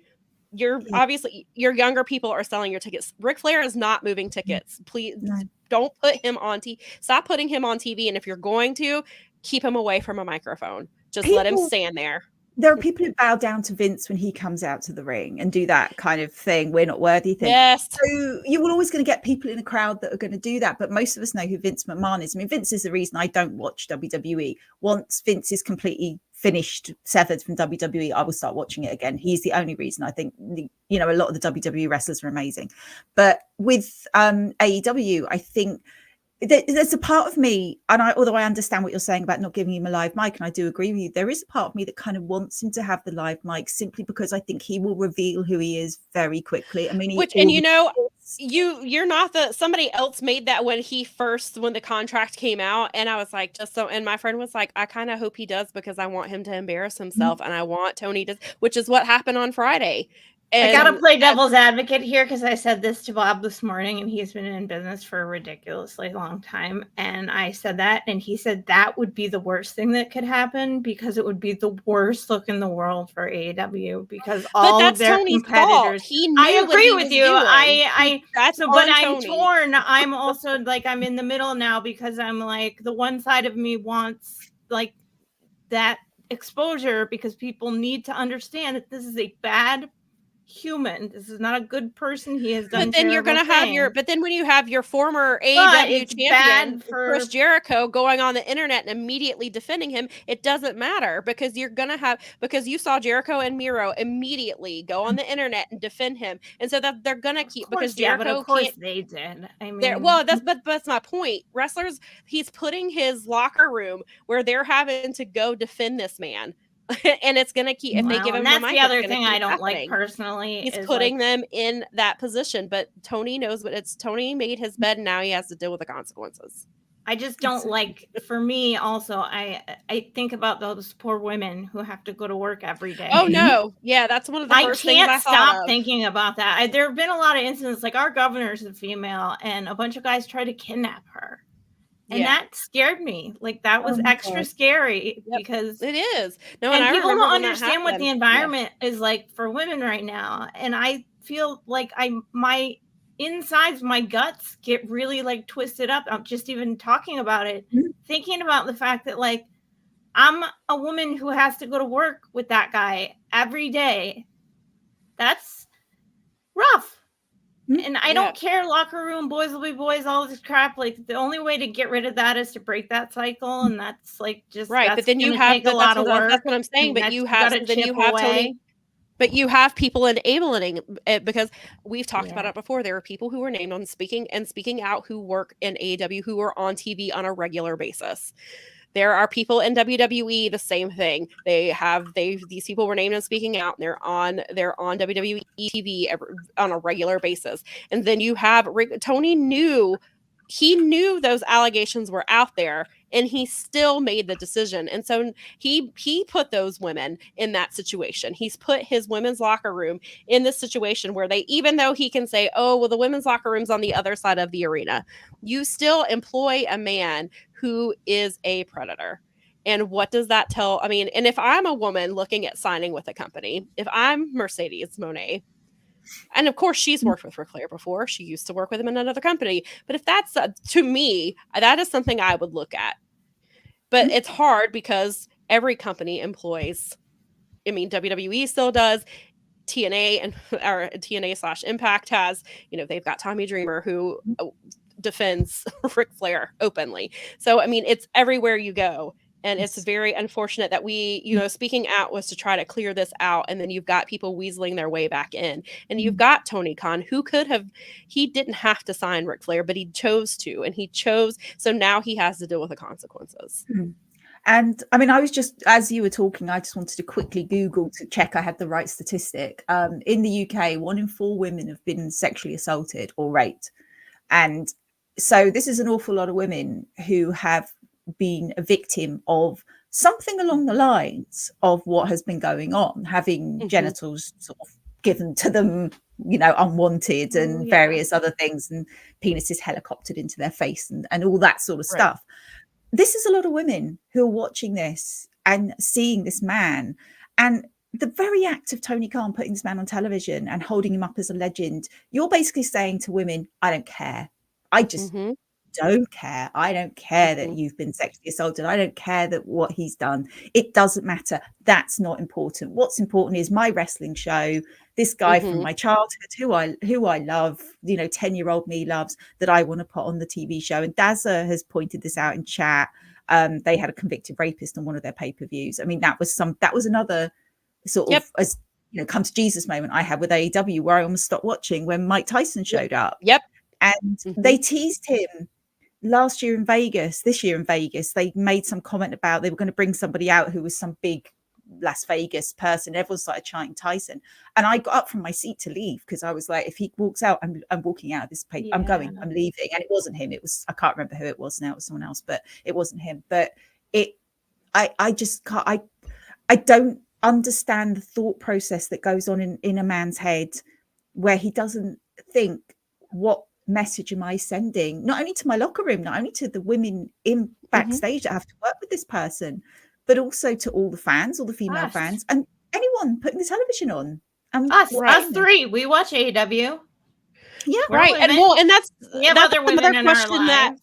That's another question that comes up is, are there no women who feel like even in the office space that feel like they can go to Tony and be like, what are you thinking? Do you realize what you're doing by, this is clearly a blind spot for you. Do you realize what you're doing by putting this person on why TV? didn't they call Lisa and ask her about it?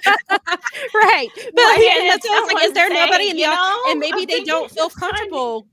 Maybe they don't feel comfortable going to Tony and being like, hey, this is not a good choice. You're making your women employees feel uncomfortable. You're making, you're going to make your fans, you're going to turn off a lot of, especially in the female fan base, you're going to turn off a lot of these people. Like, is this a decision? Like, are you even considering that when you're doing these things? And it makes me wonder if people around him are not comfortable saying to, is Bryan Danielson open to coming up to him and saying, Ric Flair has a lot of baggage and he's going to make women uncomfortable. Are you sure you want to do this? So are there men or anybody around him who feel like they can't even go to Tony with these concerns? I mean, maybe people are telling him like, this is not a good idea. And he's just like, I don't give a shit. It's not my money. It's the energy drinks money, so I'm going to put them on TV. Like, so it just makes me wonder what the process is backstage. Like,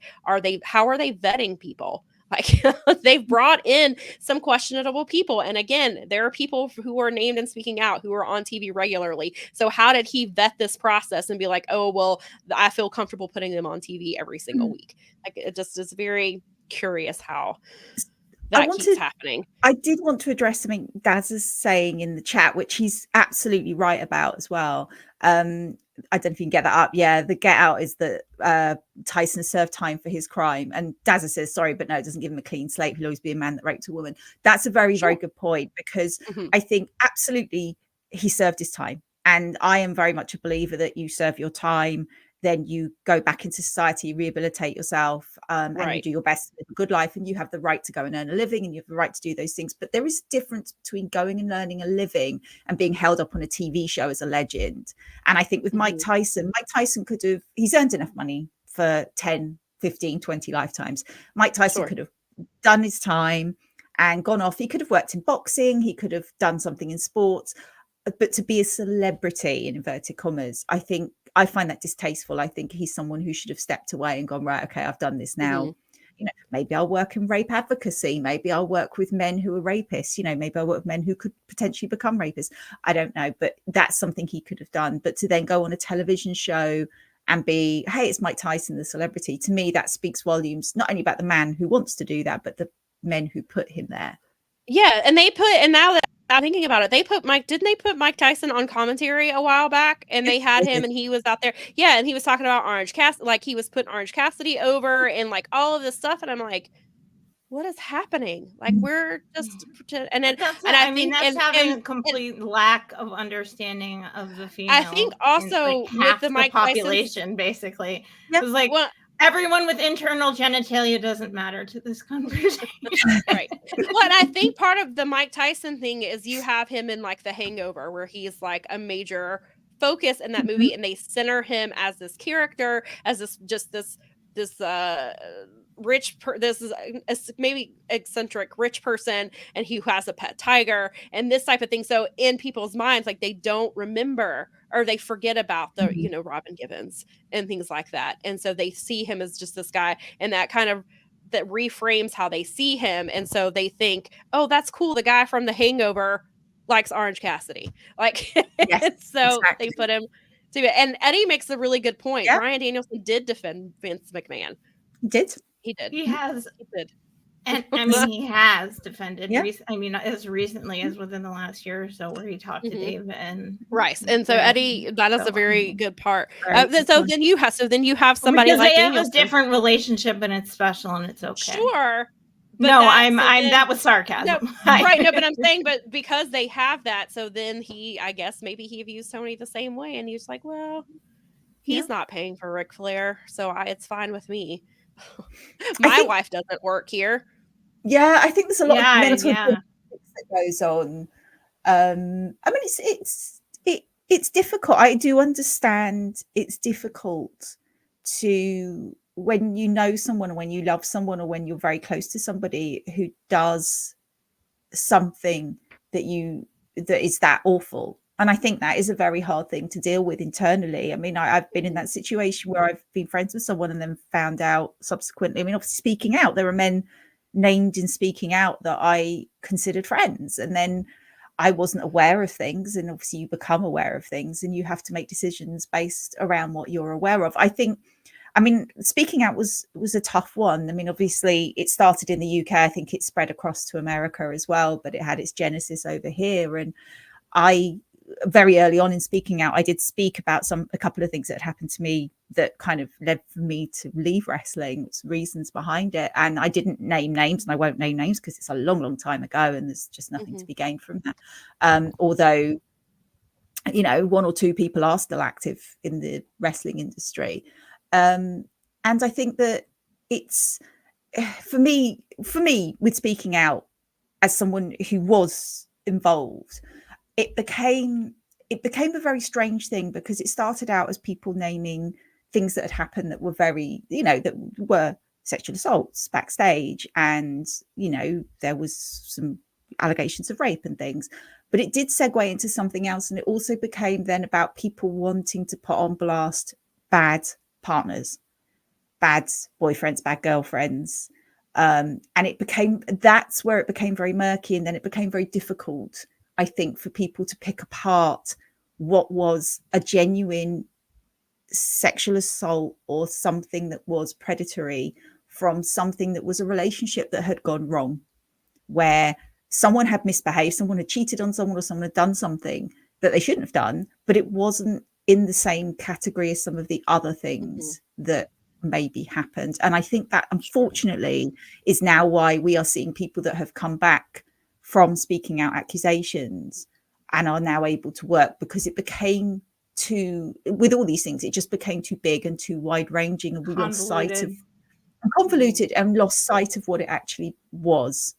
And that's no one person's fault in particular, but it just became very, very difficult to pick things apart. And I think that was why, on the one hand, you've got some people maybe who were accused unfairly, who have never worked again.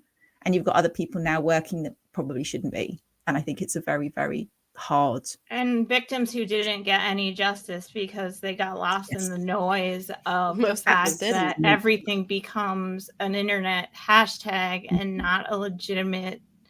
People need to address these concerns, put them before the law. They need to file things. They need to go. But people were, but that's the thing. People do file, and things don't happen, because there were well, that I mean that's filing. Universal. That's then right, but then problem. but then there are women who won't. That's why they won't come forward, and so that's not fair to put that on them, because there are women who won't come, or just victims in general who won't come forward for certain things because they see what's happening. Well, Ric Flair gets to be on TV. Why the hell am I going to say anything? Yep. Exactly, and that's the problem here. That is where people like Tony Khan, that is where people like WWE are falling down, is that they are allowing abusers to be at high levels in their organization and go, this is absolutely fine with us, and they need to lead from the front and be like, no, we don't have that. And that's when everyone else starts to fall into line. And I mean, there's sort of comments coming up in the chat, and someone's mentioned CM Punk's comments a long time ago on women, right?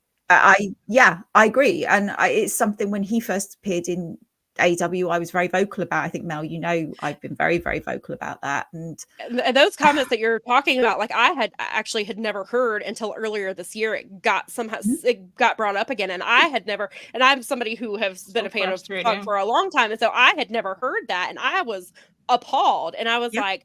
And Colt Cabana, I believe, was also involved in that situation with some of the comments that were made about this particular person, and I was like, how did I miss this from, you know? And it is appalling, and you would hope that whoever it is after 15 years would have changed, but it's very, very upsetting. You have to want to change. I mean, that's true for every mental. I mean, these are all rooted in mental and physical health needs that people aren't addressing, and when that doesn't happen, this is how it manifests. And that's what. And unfortunately, in an environment like wrestling, anything, you know, celebrity, performance, TV, all the big fancy stuff, it does and tend to kind of just get lost in the look, it's pretty and it's TV and it's celebrities and we're all, and I think, I mean, I hate to say it, but I think in general, fans don't want to think about that stuff, so they don't. And that's both. And I get Hassan.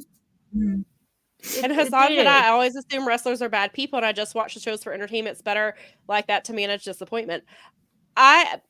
I wish I could watch wrestling that way, but I can't. I can't consume. I mean, and I have another friend who says the same thing. He assumes that wrestlers are terrible people until they prove to him otherwise, which is unfortunate. But I can't not have this very small platform and keep quiet about it. And yes, the wrestling business is fucked, but people, if we keep just being like, well, it's fucked, there's nothing you can do, then it's going to stay the same. So I'm going to talk about it. I'm going to talk about being pissed off that Ric Flair is there, and pissed off about certain people being propped up when they shouldn't, because otherwise, I mean, and maybe it is just making a tiny little bit of noise that makes no difference whatsoever to him. But I mean, I'm not going to, I can't not say something.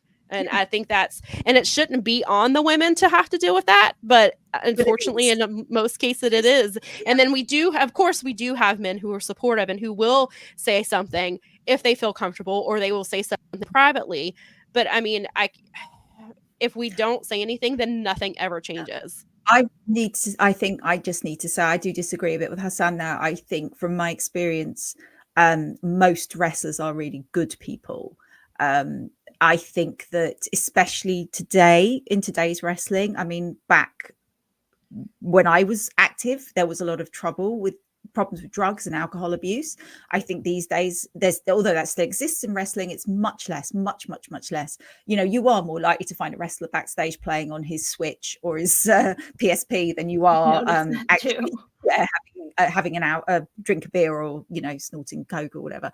I think now that there is a lot more, I think a lot of the guys are very tuned into this, and I think a lot of the guys are very aware, and they do look out for each other. They do look out for the women. They do look out for other, you know, wrestlers that are non-binary, you know, LGBT people. They do look out. And I think that there is a small number of predatory men still in wrestling, but I do think their time is numbered. But I think it needs to be, you know, the change comes from the top. And if you are a very junior wrestler in a promotion, you can only do what you can do, and you can just try and keep your locker room around you as positive as possible and as good a place as possible. But if you're an undercard wrestler in AEW, there's nothing you can do about Ric Flair coming in. You can just look out for the people around you, and I think that's what guys are doing. And I think there are definitely a lot more good people out there than bad people, but it's just the bad apples. Once they're in the barrel, it infects the barrel, and that's always the problem. Mm-hmm. And then you've got people who are always going to defend them because of who they are, of course, which is what we're seeing. And then you've got people like Matt Riddle, who is now getting indie bookings, and so that does make me concerned that he will wind up on TV again. Yeah, I fully expect him to turn up in AEW, and you know, oh boy, if it happens, it happens, I will have lots to say. It's so disheartening to know that no matter what you say, that these people could potentially, like when you think a Tony Khan would do better and not sign somebody like that, but then he turns around after shitting on Vince McMahon for all the terrible things that he's done, and then you turn around and sign a Predator 2 weeks later. It just makes you feel like then nobody is safe, that anybody could show up on TV shouldn't, just because it'll sell some tickets. And it is particularly disappointing because Tony is a good guy, and he is a good guy, and everybody knows he's a good guy. And there's a blind spot there, and he's not, and he's obviously not got anybody around him. Either he's not got anyone around him pointing this blind spot out to him, or he's not listening to the people around him that are pointing the blind spot. And I don't believe he's not got anybody pointing it out to him. I'm pretty sure people have told him.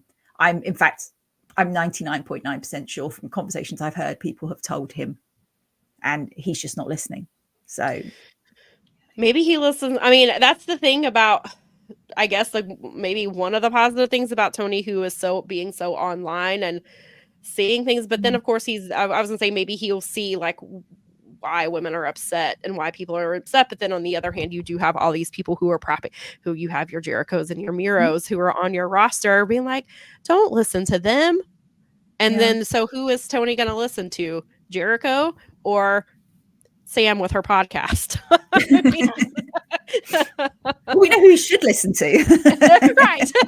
But yeah, it's super frustrating. And I don't know if the situation with Ric Flair is going to make them learn any type of lessons. I mean, I won't be surprised because they hadn't been putting Rick on TV every single week because there was a lot of backlash when he was first signed. So they pulled him off TV, and then they bring him back. And what does he do? He says something inappropriate. So they'll pull him off TV for another week or two and put him right back out there and just be like, well, he's got a contract, so we have to. I mean, well, listen to how many people you have a contract that are sitting in catering. So, well, exactly. I mean, we know that Kenny and the Bucks they've got big contracts and they're not on television. So let's deal with that. Let's get them back on. Let's, get all the people that are sitting catering back on television, and then we'll worry about Rick's contract. Yeah, right, exactly. Lisa has given us a lot of her time. She has. I appreciate you being generous with your time. No, it's absolutely fine. It's been great. I've really enjoyed it. It's been lovely. Awesome. So, I mean, I don't want to kick you off. You're welcome to stay as long as you want, but I know that you said that you. Yeah, I may leave you ladies there to do your Asha review, which sounds amazing, actually. Yes, Did I I'm pronounce very it excited. correctly? Yeah, it's Ashe. Yep. Ashe. Yeah, there we go. Yeah, no, it's a sounds lot of great. fun, and it was an excellent show, and it's good. It's wrestling is growing. Like that's one of the good things that's happening. Like there's lots of growth in wrestling right now, and this And is it's kind of different. like It's people that are growing it in different ways that are like we've talked about. Like Effie is somebody that I will always bring up because he's somebody that is doing amazing things for people in the LGBTQ community, and he's putting, he's putting these people in the forefront. And then you have Darius, who is, and it's not, and he even like when he came on our show, he was like, it wasn't like I wasn't setting out to have just all Black talent on this show. He was like, I just thought of what talent do I like, and was the talent that he was like, it's just the talent that I thought was really good. And he was like, and it's kind of an Rorschach test, and I haven't said anything about this and being an all Black promotion or anything like that. And he was like, but people are seeing it and they're like, oh, it's only Black wrestlers. And he was like, it's just people that I like when we're available and doing this is the type of show that I want to run. And it wasn't like he was like, and so, but it's still, but regardless of whether it was on purpose or not, I mean, people of color are given less TV time and less, they're not given titles and things like that. So there is a need to have, places that will be a safe space for them and to let them show what they can do. And so I think, but yes, so Ashe I'm really happy with the way the show turned out, and they've got a second show in February, which is nice to see. So hopefully it'll continue, because it's hard putting on shows. So especially when you come from when you are a wrestler and you don't have, because we saw Jonathan Gresham had Terminus and only got 5 shows, and then for whatever reason he didn't continue, and so it's tough out there. So yeah. Oh my goodness. Well, I will leave you ladies to discuss. Okay. Thank you so much for your time. Thank you. I really enjoyed it. You are welcome back anytime if you want to come yell about Ric Flair some more, because I'm sure he's going to say something else. I will, and I will come and I will complain about it. And whenever Mariah has some matches, you can come back and we talk about that. I'm going to nerd out with her about like British wrestling and stuff sometimes now. Oh, absolutely. Yeah, I mean, that's really cool to me that you actually got to see. I know you were small, but still, I mean, sometimes I love the like old school stories. Thank you so much, Lisa. We'll talk to you soon. I'll talk to you in the Discord. Yeah, take care, guys. Maybe I'll come on the Discord and come talk to you. There you go. All right. I'm going to. Okay. Oh, let's see here. So, and Brad, before we move on to some other stuff, he's the type of person that once he hears someone did something bad, they're done with me until it can be proved otherwise. Unfortunately, that's kind of how I had to move, because a lot of wrestlers that I really like were named and speaking out. And not even WWE, they were indie wrestlers who I had seen like on a regular basis, who were in my local promotion. They were in my local promotion every single month, and they were 2 of the bigger names on there. And so it's a rough thing to have to deal with as a wrestling fan of any gender, really, but especially as a woman, to see and be like, this is the person I have spoken to and then I find out they've done all these terrible things. And it's still, I mean, what are we, 3 years out from speaking out now, and it's still stuff it really sucks to realize that was somebody that that you supported and was doing these terrible things and could have done terrible things to people, which is even, I mean, it's awful in general, but then to realize that it could have been people makes it even harder to have to deal with. I think that, I mean, again, like we can only go forward, and so we look at this stuff and we say, okay, what do we have in front of us? And we have the conversation that we just had. And we had plenty of guys that are our supporters here that agree with us, that are on board with that legitimately and genuinely, oh, that's cool. I didn't know it was going to change the bubble too when I put our color on our names. So pretty. Look at me like breaking kayfabe. Anyway, but the point was that we're having these conversations, and we had the conversation that Lisa and I started that ultimately led to me asking her to come on the show. That was back during the Hall of Fame issue coming out. Yeah, and I just realized we didn't even touch that. That's okay. That's okay. No, but that's something.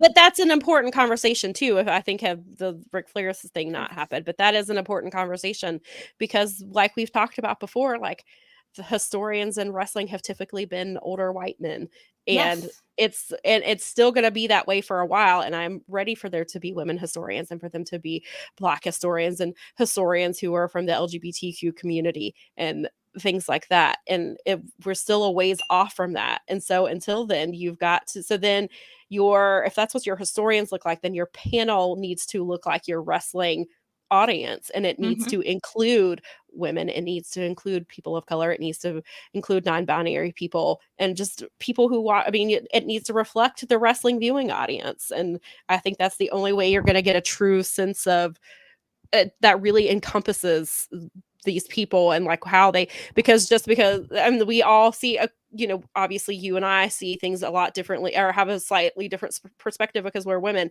than people who are people of color or in the LGBTQ community or what have you. Like, they're all going to view wrestlers differently because of their experiences. And I think that places like the Wrestling Observer Hall of Fame need to reflect that in their voting panel.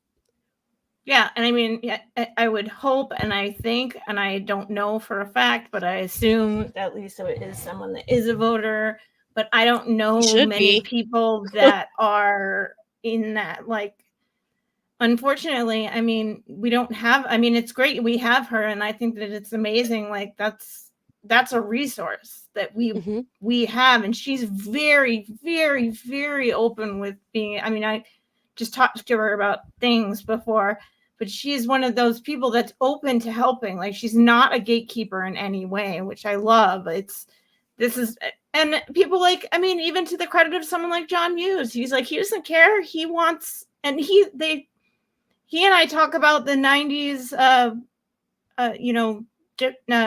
Japanese women wrestling. Like, we talk about that stuff a lot, a lot, and how you could follow that model and build amazing stuff, because we have a wrestling situation today right now that we could actually look and go, you can do that. Right. So it's not like, it's like, if you're looking for a schematic, use that one. They were more popular than the men for 2/3 of a decade in Japan. Right. Yeah. Like, and it was supposed to be for teenage girls, and it wasn't teenage girls that were going. It was grown male wrestling fans that were going, and we saw one on Ashe that was a part of some of that. And I mean, God, she's in her 50s and she's still wrestling like that. The Japanese are magical. They are. But anyway, whatever. Japanese wrestling. I'm pro that, but we're starting to have talks, and there are sympathetic, compassionate, open-minded people that want our voices to be heard. I mean, again, I'll say it again and over, is that Garrett Gonzalez did not need to give us a show. He gave us a show. We talk about whatever we want. He never told us what to talk about. He came to you and I. We weren't even the ones who it's not like we came to him and be like, hey, we want to do a show. He came to us. It was his idea. Because even when I first started with them and I was doing writing, I had started out doing some writing for the website, and he was like, I'm thinking about in a few months doing a podcast with women. And he was like, is that something you're interested in? And I was like, I don't know. I was like, I didn't really ever want a podcast. And he was like, it'll be on YouTube. And I was like, I don't know if I want to be on camera every single week. I would like, writing is what I'm good at. Like, I'd just, and then he approached me again, and I was like, sure, let's just see what happens. And here we are 94 episodes later. And Garrett, he pushed that, and which is great. Then and we have Keela, and it would be great to, maybe add some other women, women of color, women in the LGBTQ community, and let, maybe that's hopefully down the line, that's that's a more perspective that we can have. Because I think the more perspective, the better. Yeah, and I think it's growing slowly, because I think that it's been tough for our voices to be relevant, and now they are. And so it's like you are getting people like Lyric who are following things around. They're doing press. And then, like you said, I think going as press will be a much better experience for you for Revolution in some ways, if you decide to go that route, because you'll be able to ask questions potentially afterwards. Well, I mean, I'm gonna put it in for a media request. However, this is Sting's last show, so You go there's with going your to be friends. a ton of people who are trying to get in, who maybe don't even, because like I noticed that like in certain markets they will have people, they'll have an influx of people who like they have, like sometimes they'll have somebody from USA Today who will be on the media call because right. it's in LA, or they'll have people obviously All In Yeah, had the a Washington Post because it's in DC or whatever. right, and they've had like obviously with the UK there are a lot more UK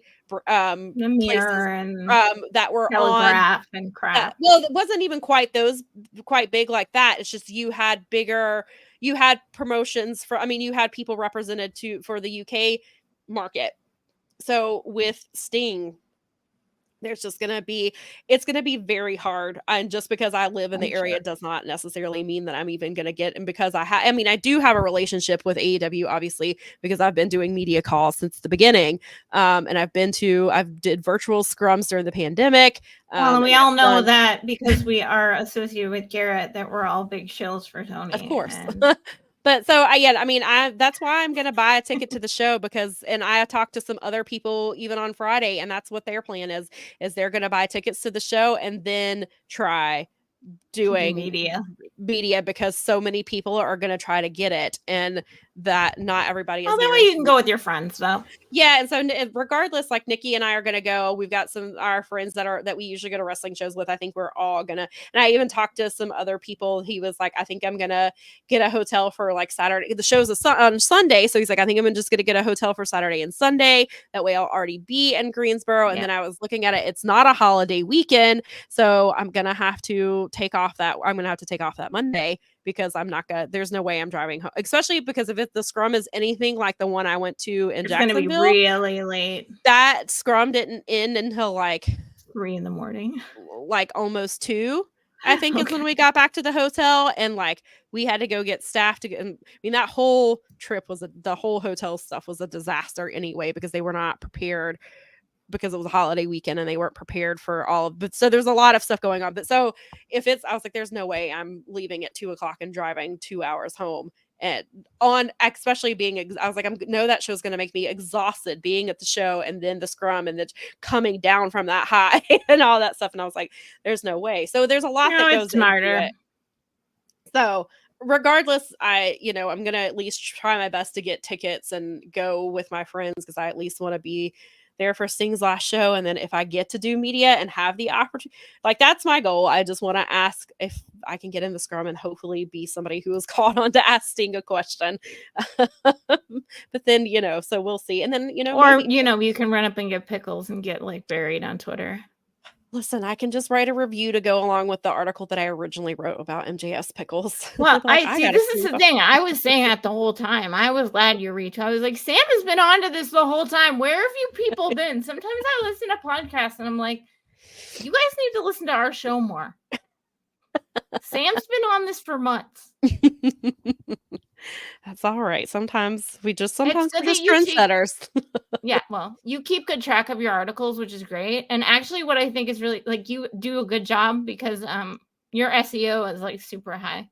Because when I look for things, you're like right at some of your stuff is right. Well, that's good. I'm glad that Motor City Machine Gun list was at the top. So I noticed so I can view like our every day on Daily DDT after 3 p.m. our views for the day they change, and so I can see. And so like I was going to write an article the other day, and I was just scanning through, because every once in a while I'll just scan through and see like what's getting views and stuff. And that Motor City article excuse me had 19 views last month. Yes, we're getting somewhere. Good job, folks. Nice work. It's like we're chipping away. We'll chip away at it. We got this. So I was like, it's there, but it was funny because I was like, oh, look at this little increase of, and then I noticed, well, that's like that Powerhouse Hobbs article I tweeted the other day that I wrote in March. I noticed, I was like, all of a sudden it had like 10 views, and I was like, I wrote that back in March. And then I was like, oh, it's because of the comment, and people must have searched Powerhouse Hobbs QT, and that article must have popped up. And because it said the article was Powerhouse Hobbs does not need QT Marshall, and then that stuff came, and then Sam knew. and then I was like, And so it was just funny because I was like, it's funny sometimes to go back and look and see like what random old articles are still getting views like all this time later. And I'm like, I wrote this article like 3 years ago. Who was giving me the one view on? And I'm like, oh, I got one whole view. But Hey, I mean, with the daily DDT situation and a lot of these websites, some of those websites, like you get paid per view and you have to get to a certain like you have quota. to get to 1,000 views to make $1. And so I'm always happy when I see like some of these little articles with like 1 and 3 views, because sometimes that's the difference between $1. I mean, Media honestly, is wild. It is so wild. well, because just the model that like Fansided runs on, because they have so many people who write for them, so you have to get to a certain amount of views per month to even make. And so I don't make it. I mean, obviously with writing, you just in general you don't make a lot of money, but it's just but it's just funny. So I'm always appreciative if even some of these old articles getting like 3 views. I was like, hey, that's get me 3 views closer to $1. No, thank you. And always watch the ads on our channel. I do. I do too. And then I've gotten where certain people, like if it's a smaller and my friends person too. I'm following, I will let their ads I play. let the ads play through. Like Mike and GD show, I let the ads play through. Yeah, obviously. And then even like just other content creators really, that don't even do wrestling, like I will watch the ads. Oh yeah, definitely. It's because I was like, well, I know it helps us, so yeah. The algorithm to feed it together. Yeah. Victory. Oh man. All right. What do you want to talk about next? I mean, we talked about ROH a little bit, but I guess we'll just circle back around to it really quick about because Billie challenged Athena this week, and it was this is a story that's been going on since basically the summer. And this is kind of where we thought it was leading. And it was an interesting because the first promo out of the gate actually was Athena. So the show opens with Athena at first. She's badgering Billie. She was like, when we tag, I lose. And so in her singles matches, she's undefeated, but she's now lost 2 tag matches in a row. And she was like, I knew you were the weak link. I knew we were going to lose this. You can make it up to me by beating Marina Shafir tonight. And so Billie, and then she like dismisses Billie. Well, then she calls out Eddie Kingston.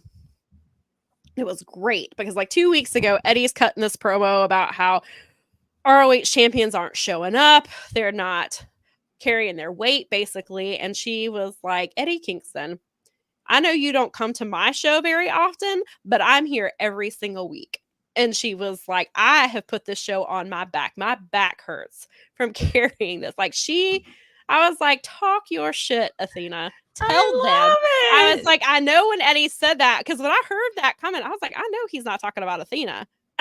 It's like, because he said world champion. He wasn't even saying like, so it did seem like he was calling her out a little. And so I was like, too bad we don't get intergender wrestling in ROH, because I would love to see Athena versus Eddie Kingston. Because I hope that Darius is friends with those two, and like Ashe 3 has that match on it. There we go. Please have Ashe book that match. Please. I mean, because he seems like he's like legitimately like cool people. So I mean, like let's, I mean, let's make that a future Ashe. He won't. I mean, that would be a perfect. It's such a good fit, and those two would go. It'd be fun. Yeah, that'd be a lot of fun. I bet they'd have a really good match. I don't think people like. Okay, so when I was growing up, because I'm of the age where soccer until I was like a tween was co-ed, right? So we played with boys on our team, like, and I knew,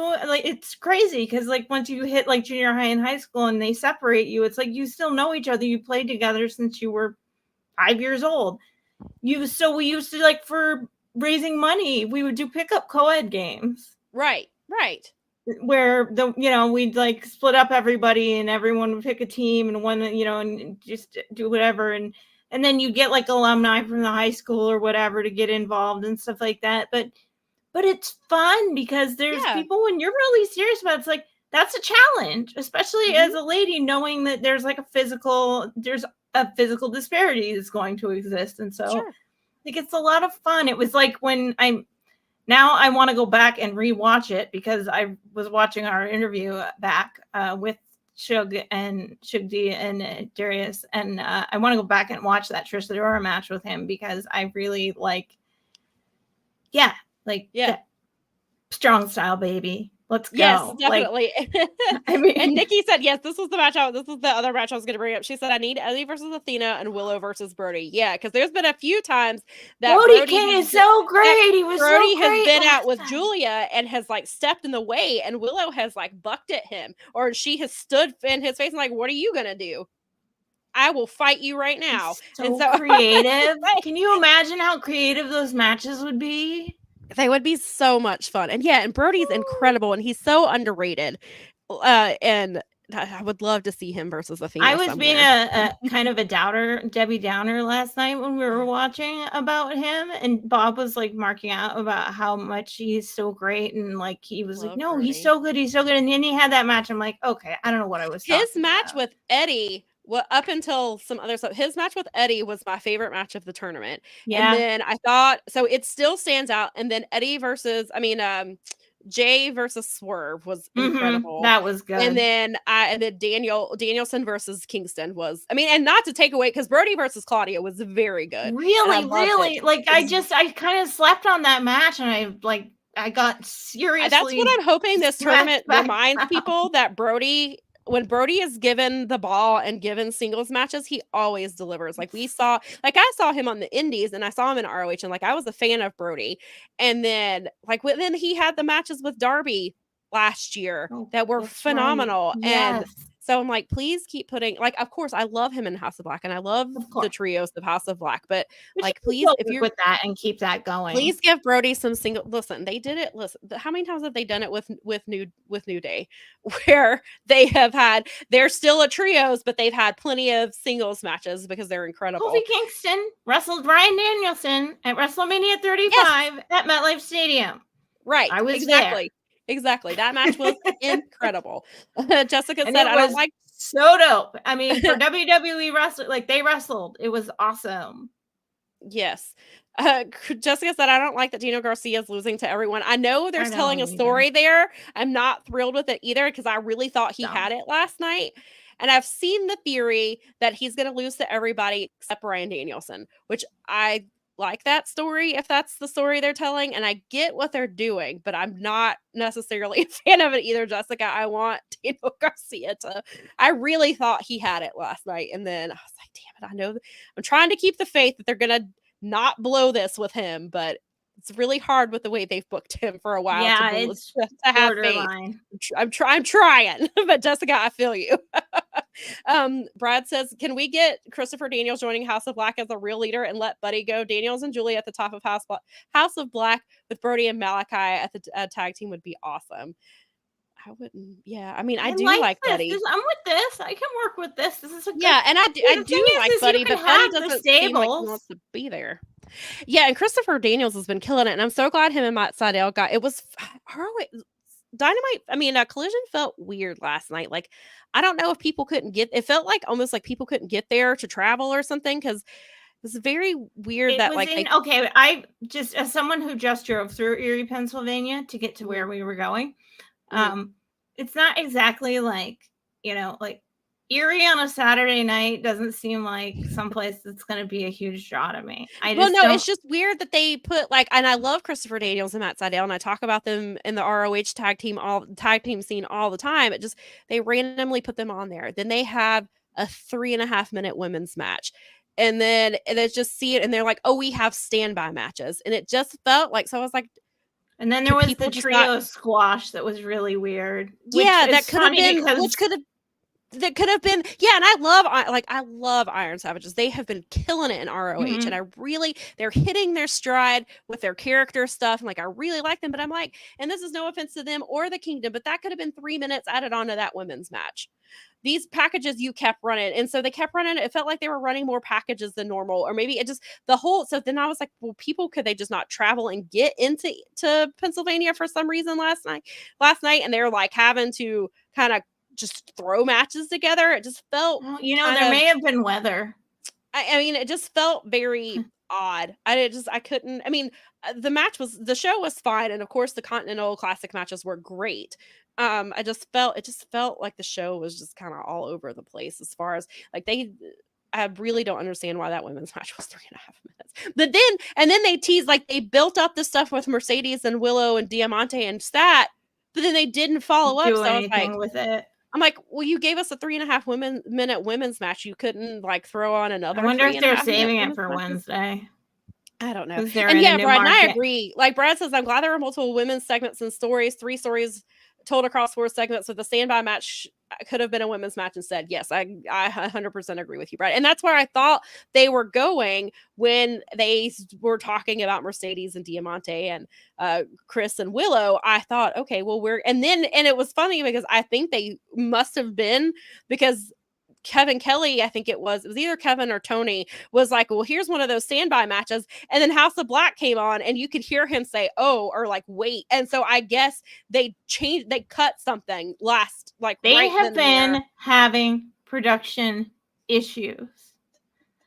The cutting to away from Darius thing, the weird audio thing, sometimes the entrance music plays, sometimes it doesn't, sometimes they crash it in the middle.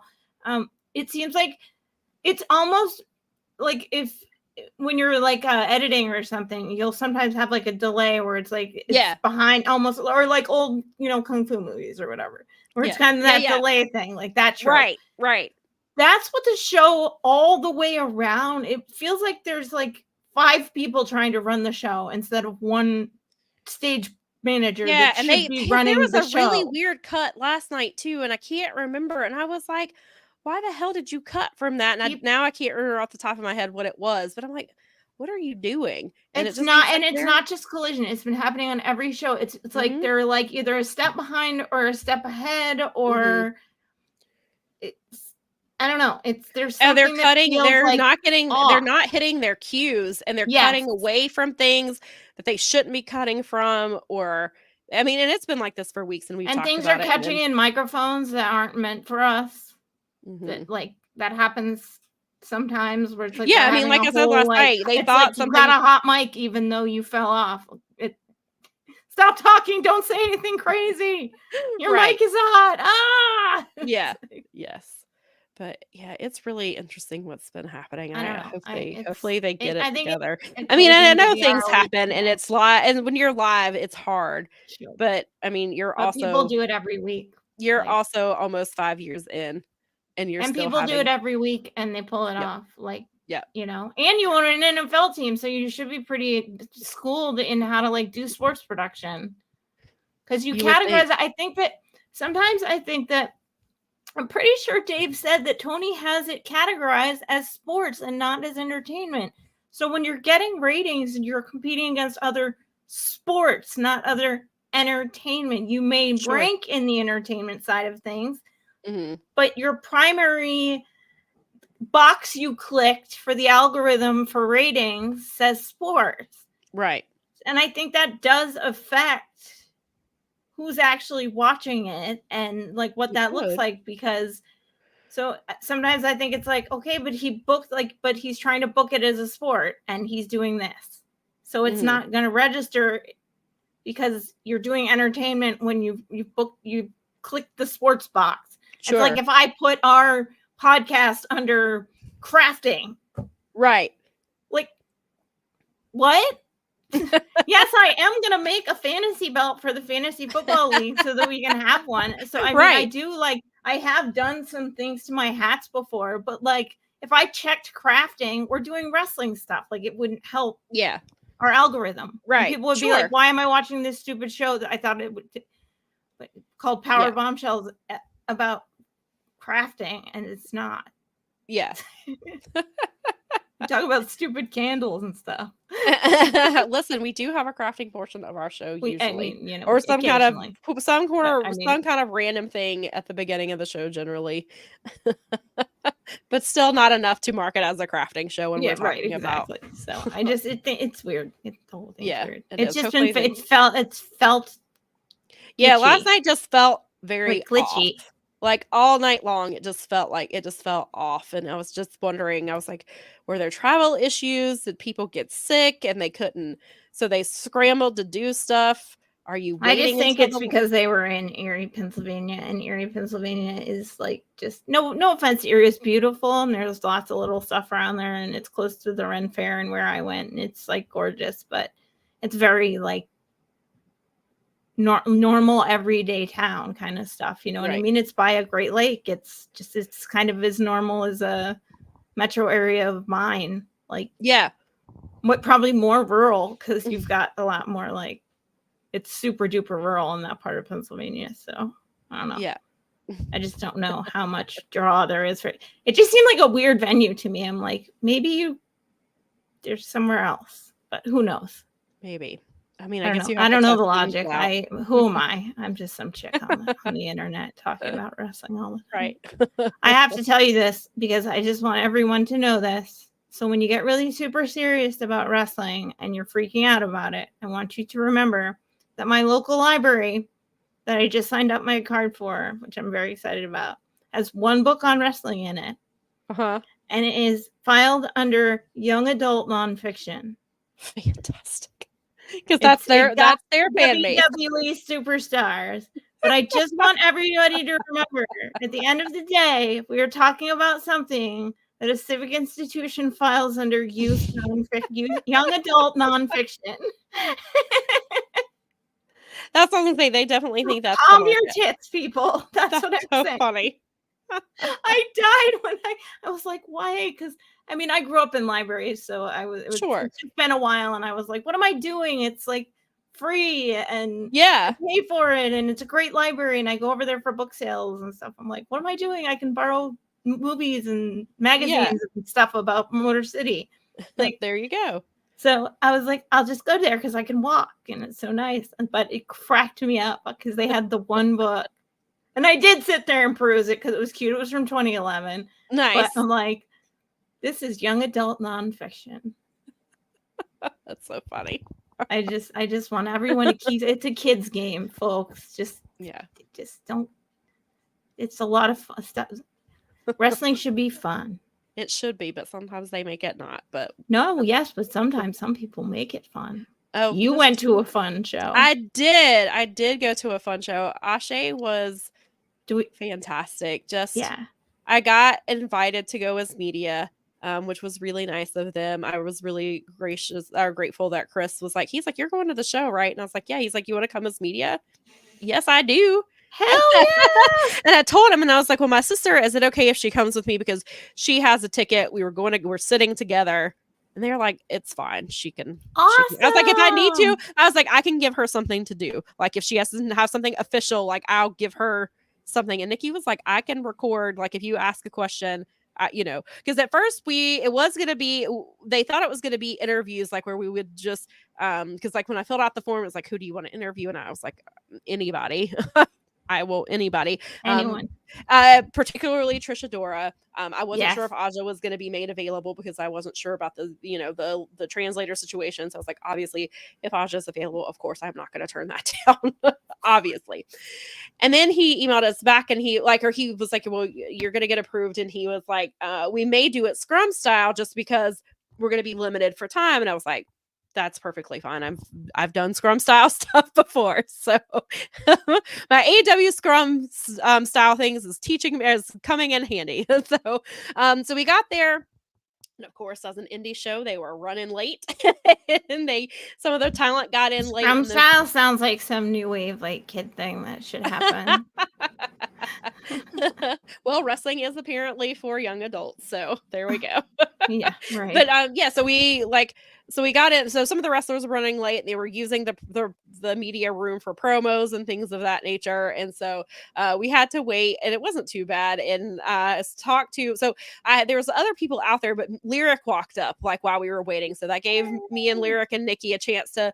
We were just kind of shooting the breeze, just talking about all kinds of stuff. And Lyric is going to Wrestle Kingdom this year, and she was telling me like she leaves on the 27th, and she's going to be gone for like 10 days or something like that. And she's Oh, that's right. She's going to Japan. Yeah, and she's hitting up a couple different shows. She's going to a couple Stardom shows. She might hit up some other indie stuff, like not indie. But well, there's like a lot going on between. That's what she was saying. She was like, I don't know that I can hit it's all Noah, of it. Stardom, TJPW, and New Japan are all doing their. Yeah, that's what she was. So I signed back up for Wrestle Universe, so I'm going to see if I can. She's going to the Stardom show before. That's the same day as Wrestle Kingdom. She's going to that one. I think she's going to another Stardom show. She's going to Wrestle Kingdom. I believe she's doing New Year Dash as well. And so she's like, I don't really have a plan. Like I have tickets for certain shows, but then I'm just going to see what happens. Like once I get there and figure it out. I mean, she should reach out to Jim Valley anyway. He is like super, super, super cool about that stuff. Okay. Yeah. He told me, he says it all the time, is that it's super easy to get around in Japan because of the trains and stuff. That's what she was saying. That's what she said. She's like, I know it's super easy to get around. She was like, so I'm not really worried about it. He talks about it all the time. He's like, I wish it was more like this for this stuff around Mania weekend. Oh yeah. Because you'd be able to get to everything if they did that in Japan. Right. Yeah, and I was so then we got so excited. Oh, I can't wait to hear. Yeah, we're gonna have to have her on after that. That's what I told her. And so we went up to the media room, and it was just a few of us. And it was so when we first got up there, it was Jonathan Gresham and Kevin Knight, and it was Jonathan by himself at first. And we shut the door shut, and he was like, "It's really quiet here." And so we didn't have it wasn't like a set like, here, you ask a question. And so we all just kind of we were kind of just shooting the shit a little bit. And then Kevin Knight came in, and so I got to ask Kevin a question. It wasn't even like a planned question. I just heard him make a comment, and he was saying that he was nervous. And I was like, well, do you get nervous more about these type of shows than New Japan? And he was like, yeah. And he was like, and I didn't think to record his response because it wasn't like an official question. It was just, I happened to hear him say that.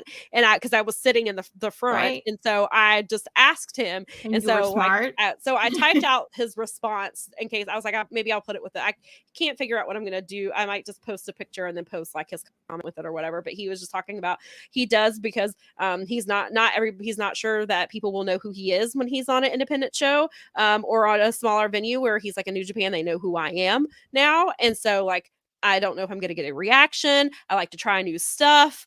Sometimes that doesn't get a reaction. And so it's weird going into these small places like this. And he was like, I am way more nervous doing that type of thing. And so we talked with him, and then Kiera Hogan came in late, and so she was only in there a few minutes, and they were all like, okay, well, we're ready for Trish and Aja are coming. And then but they were like, well, let Kiera stay because she got here, like she'd only been in the room like 5 minutes. And so he was like, well, yeah, we'll do an all women's panel. And so Jonathan, and it was really nice, Jonathan came around and he introduced himself to each of us and asked our names. And then Kevin Knight did the same, came through and just introduced himself. And so he knew, because he's like, I know who some of you are. And, because he knew Lyric, he's like, well, I already follow you. And so that was really cool that they went through and took the time.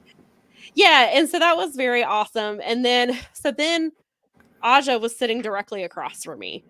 And it was just, it was insane. And then you're like, don't mark out. Yeah, be cool, right. Cool, and then, so it was really cool because, Chris's sister, Chris Lee is, he was one of the commentators, he was on commentary, but he's also the media contact. And so Chris's sister used to live in Japan, or she does live in Japan. And so she translated for Aja. Awesome. And she was she's very good. Like it was, because Nikki and I talked about it afterwards, that she kind of just like, Aja would answer and she would just repeat everything, but like she didn't even have to stop to think about like what Aja said. Like she just immediately, like her just that having that skill was so good, because she just immediately like responded and be like, well, this, and just translated what Aja said, which was really cool. And so everybody's sitting there and they're like, well, who wants to start? And it was just kind of quiet. And then I was just like, well, I'll ask. And so I was the first person to ask a question. And I was just like, and so I asked, so I was asking what it meant to them to be on a card where women were like a main focus, because obviously the main event there were 6 matches and 2 of them were women's matches. The main event was Trish Adora versus Aja Kong. Like, you can't get much bigger than that. And then Kiera was on there. Charity, she was not in the scrum, but I had not seen her before. So I didn't really, but it was really cool to see. So I got to ask that, and then I recorded the response, but thankfully Nikki did too. So this is what Nikki said. I recorded the women's answer to Samantha for backup in case something happened to her recording. I always just say, I'll tell people I'm her assistant. Yeah, exactly. And so Bob's got it. Like I could probably get Bob in just on the fact that he is my caregiver, and I do need to actually have someone with me that can deal in case. I mean, right. So with him, it would be pretty. I mean, I'm not gonna like sit here and pretend that I wouldn't use that card for something like that, because in a way it's not totally true. Like, I can't drive myself around. I can't do things. I do have a visual impairment, so he does need to stand on my left, like, so I don't whack into somebody. Right. But I mean, a lot of times you gotta. But Nikki's smart. She knows what she's doing. Yes, so I appreciated that. Nikki took photos too, and Kate, like, so that was cool. Like, as I was taking some photos, Nikki took photos, and so I'm trying to figure out, because so they gave me an answer. I want to say it was like, so Trish answered first, and then Kiera, and then Aja answered my question, and so I got an answer from each of them. I think it's like I haven't even watched the clip back. I think it's like 3.5 minutes. I'm trying to figure out what to do with it, because I'm not paying $8 for Twitter to post the video in its entirety. So I think maybe I can make a special post. That's what I was thinking. Maybe I was going to talk to Garrett about maybe doing it as a short. We can actually. I know I don't do the Patreon, but I know how it works. Yeah, like, so the Patreon could be a cool place to put it, or maybe I'll see if we can do it as like a short post for us anyway. Yeah, or maybe just do a short. Or maybe just do like a small episode where I just maybe Garrett can put up the answer to that. Maybe we can put up some of the photos that I took, because they did do at the end of the scrum, they did do a photo op of the 3 women, and they were like, Kiera, you can kind of be like you can kind of stand there between them and make sure that, like, they don't fight each other. So it was cool that there's just like regular pictures of them of like smiling and stuff, and then there's a few where Aja like has her fist up like she's gonna punch Trish, and like it was really cool. And so I got some really cool, and I posted a photo yesterday of them, of the 3 of them standing together, and so I've got some other photos, and I got obviously cool. some it's of like classic old school stuff, because like you get the pictures that are like from the magazines back in the day, so right? Yeah, and so those I will probably post on Twitter, and I'll obviously post. I've got to go through. There's a if bunch, she's allowed to, she'll post them right there, folks. I just took a bunch. Yes, definitely make sure you post our Instagram. I mean, follow us on Instagram, because I will post some stuff there, and I may end up a cross post so that you can help follow other people. I think with Instagram, I might be able to post the full video from my question. I think that's not going to be a problem, because it's like 3.5 minutes. So I think I can post the response to them in full, but on Twitter, I can't. Because I got, so like, we'll talk about, I mean, so I got some stuff like, from Darius, where he came out and he answered the question about whether he was going to wrestle. And it's like, that's also like a 3 and something minute clip, and Twitter won't let me post it. They're like, and I was like, I'm not subscribing. I'm not paying to post. You do not get my money this way. I was like, I'm not paying for this, so I will put. So I like that whole video. I can upload to our Instagram. So look for that on our Instagram, or as a special post on our Patreon, because I know that Garrett said that is a possible thing. Yeah, and we've done that with things like John Muse's article and things like that. So yeah, and if you missed the video that we played at the beginning of the show, we're gonna put that up on social media. I was gonna do it on Friday, but then I ran out of time because I was trying to work my day job and get ready. And people, then they told us Superwoman. Okay, then they told us they wanted us there because they wanted us there at a little bit earlier than I had planned, and so I was like, well, I've got to, because this is where it's at and stuff. Like I've got to get which I guess it didn't end up mattering because they were late, but it's an indie show and it happens. But it was their first show.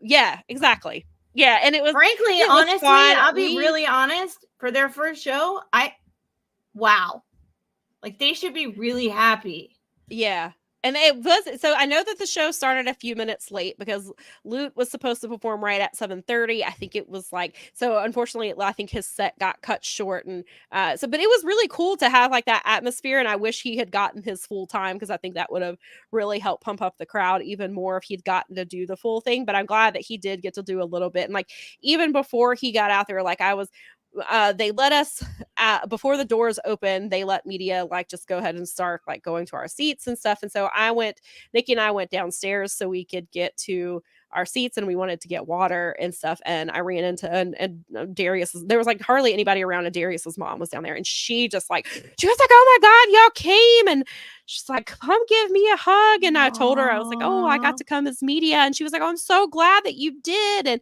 she was like, she was just really great. And we were talking, and like he had family come in that she didn't know. She was like, oh my God, she was like, some of Darius's family is here, and I didn't know they were coming. And she has some family member flew in from New York to surprise Darius. And like, she was like, he's going to be so excited. And she was like, I can't believe it. And we were talking about it. He's like, she was like, I can't believe he got Aja Kong. And I was like, that's what I said. And she was really excited, and she was so happy we came. And then we ran in. What was really cool about this show is, and it speaks a lot to Darius, is I saw so many people that I haven't seen either in months or years, because PWX isn't around anymore, or they weren't coming, and they were all there to support Darius. And I was like, that speaks a lot to him and what people in Charlotte think of him. They will come support him. And so there were people, like, even as far as wrestlers go, like there were people I hadn't seen, like Yaya, I haven't seen in probably 3 years, because he was wrestling for PWX, and then he was in a car accident and had to recover, and then the Black Lives Matter stuff happened, and he was one of the wrestlers who did not return because of that situation. I don't know if that's the only reason. I believe it was at least played a part in, I will say, too much stuff. Yeah, and so I think it was just the timing, and there's probably a lot of things going on. But so a lot at one time. I haven't seen Ya, and that was the first time I'd seen him in probably 3 years. I hadn't seen, like, I got to talk to Swole for a little bit after the show. I haven't seen her since I haven't seen her, and probably PWX brought her in during the pandemic when they were running shows. When we were like masking and stuff like that, they brought her. I think that was probably the last time I saw her, and she was like, oh my God, I haven't seen you in so long. And like, so it was really cool to be able to just see, and like, he wasn't ever on screen, but No Way Jose was there. He was, that's awesome. He was somebody sitting next to Nikki was like, because he was like up in the bleachers, and she like in the upper bowl rather, and he asked Nikki, he's like, is that No Way Jose? And she's like, well, it kind of looks like him. And she was like, Santa, is that? I was like, looks like him to me. And so we're like going down the line, and everybody's like, looks like him, looks like it to me. And then I saw later, one of the media people that were in the media scrum went and talked to him, and so I went and talked to him for a minute. And then I saw Chris posted a picture, and it was him, and like Tasha Stills was there.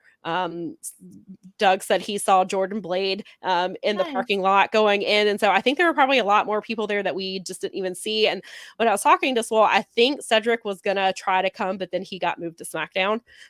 And I actually saw it on Thursday, and it was like, Cedric moved to SmackDown. I was like, damn it, I guess that means he's not coming tomorrow. I was hoping he was just going to be hanging out backstage or something. And because I haven't seen Cedric in probably 4 or 5 years, probably the last time I saw him. So, wow. Oh, that's nice. It was a nice reunion for a really good reason. Yeah, it was really cool to see. And so it's just cool to see so many people out there supporting Ashe, and like I said, I think that speaks a lot to Darius and who he is and what people think of him, that they were coming from other places to support him. And then Brad said that Swole was so wrong for picking on Security Dre. Dude just wanted to eat. Yes, poor Security Dre. He was great.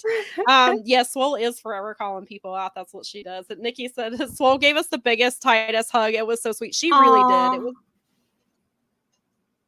It was really nice, and we got to talk to her for a few minutes before she was being called off to do something else. And such a good feeling. I've gotten to see a few of my friends that I haven't seen since pre-pandemic, and I know I'm right there with you, people. So good. Yeah. Nikki said Swole, or Brad said Swole was a great host. I was hoping she would come out more. I do know that she will be back in February. She did tell me that she was coming back. Yeah, I noticed. I was like, oh, that's right. She's emceeing this. Like, why isn't she out more? Yeah, I think maybe they were just trying to figure, because it's the first show and they're trying to figure out what's doing, so I'm hoping that, that'll be one of the things that they can do for the show in February, is that they use Swole more often. But yeah, it was just the matches were great. I've seen Jossie before, but not in person. And like him and Kevin Knight, that was the opening match, and it was just, I thought it was great. Really and one of our friend couldn't come to the show, but he was watching, and he was like, I've never seen Kevin Knight before, and I get why New Japan likes him. And I was like, Kevin is great. And he was super nice in the scrum. Like, he's a really cool guy. And this card was stacked for a first time card. It was huge. Yeah. Like I guess they made sure, like, if this is their only show, they're going to go all out. Going big. And like, one of the things I was really excited about is that one of the refs was Yo-Yo. She was a PWX referee for several years.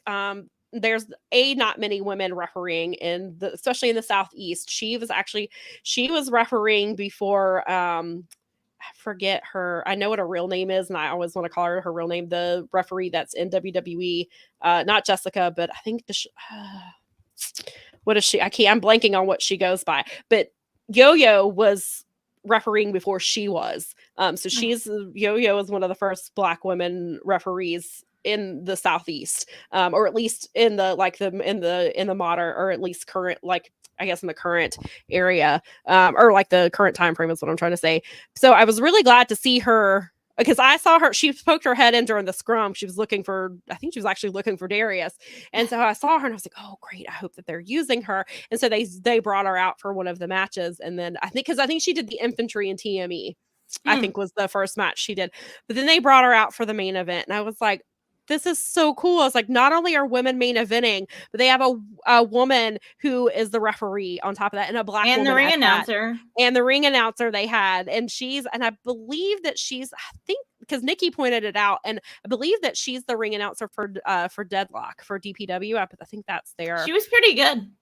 Yeah, I really enjoyed it. And so that was really cool. And then, like, I couldn't hear commentary. So how was D'Lo and Chris on commentary? They were really good, actually. They did a really nice job. I felt like they knew what they were talking about. D'Lo gets very excited, just like always. So, I mean, it's like, for a first time show, they did a really good job. Like, I've seen New Japan shows have more audio problems than they did.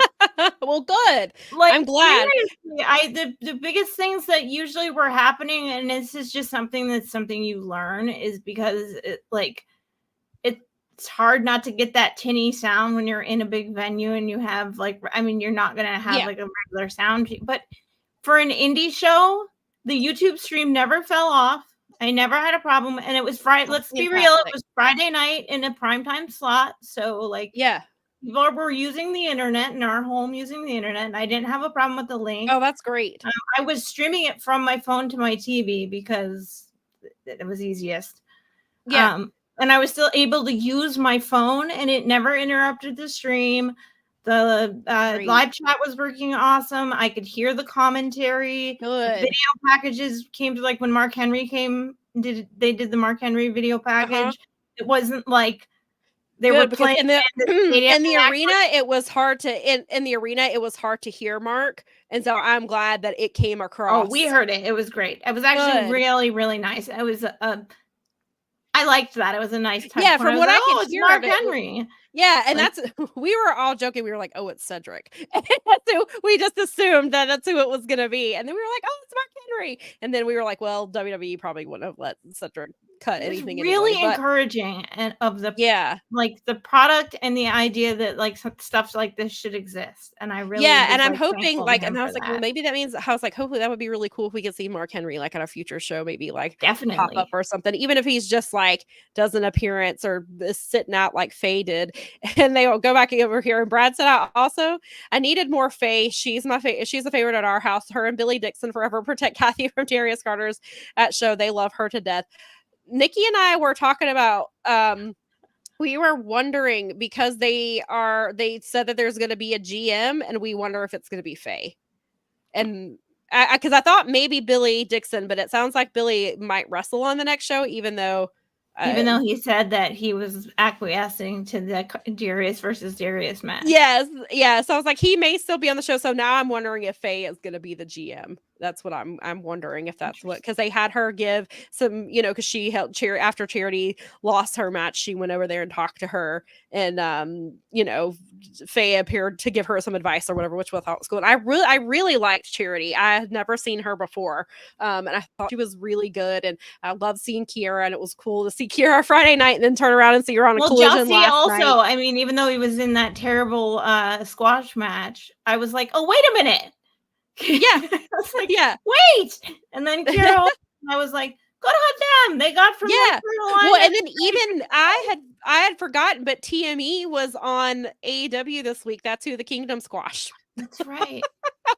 Because Doug was like, weren't they just on AEW this week? And I was like, what? And then I was thinking back and I was like, oh yeah, that's the situation, like, for the show, is that you had a bunch of television people on there, and Kiera, like, you could tell that she was like better, like she had the TV experience, and she's like a little bit, she's like, and she's not like obviously right there yet, but she took her experience and used it in a positive way. Like, and she was talking when we talked to her during the scrum, she was talking about she's been wrestling since she was she was 19, and younger than that. 16 is when she got involved, and I had forgotten until she said it. And then we talked to her for a minute after, like when we were waiting on Trish and Aja to come in. She worked for PWX for a while. She was the backstage interviewer. Then they moved her to a ring announcer, and like I think she was like 16 or 17 then. And then they were like, well, do you want to be, because she was training in Atlanta, and they were like, well, do you want to have a match? And so then she was like, and so she did that. And so I think she said like her goal was to be signed by 25, and she was signed to Impact when she was 20. Nice. And she was just talking about like all the stuff that she wants to do. And she said that she said she's at TV every single week. And so she's getting to see like all kinds of stuff. And she was saying it's great because she was like, my girlfriend and I, which is her girlfriend's Diamante, she's like, we're on the same schedule, which is really nice. Because that helps us balance out like life. Because somebody was asking about balancing, real life with wrestling and that type of stuff. Yeah. And so she was like, it's nice because my girlfriend and I are on the same schedule. We travel together. And she was like, we're both in the same workplace. So she was like, it's really nice to have that, that kind of stuff. So yeah. So I think seeing her on TV, so I'm glad to see her, that she was on TV, and that I hope they use her more. And I really like Charity. I hope to see her again. But yeah, I love, like, I thought, like the infantry was great. Like Brad and Nikki are already fans of them from ROH. I'm in, guys. Mel messaged me and she's like, I love the infantry. I was like, welcome aboard. It's the first message Sam got after the whole thing for me was I'm now a huge infantry fan.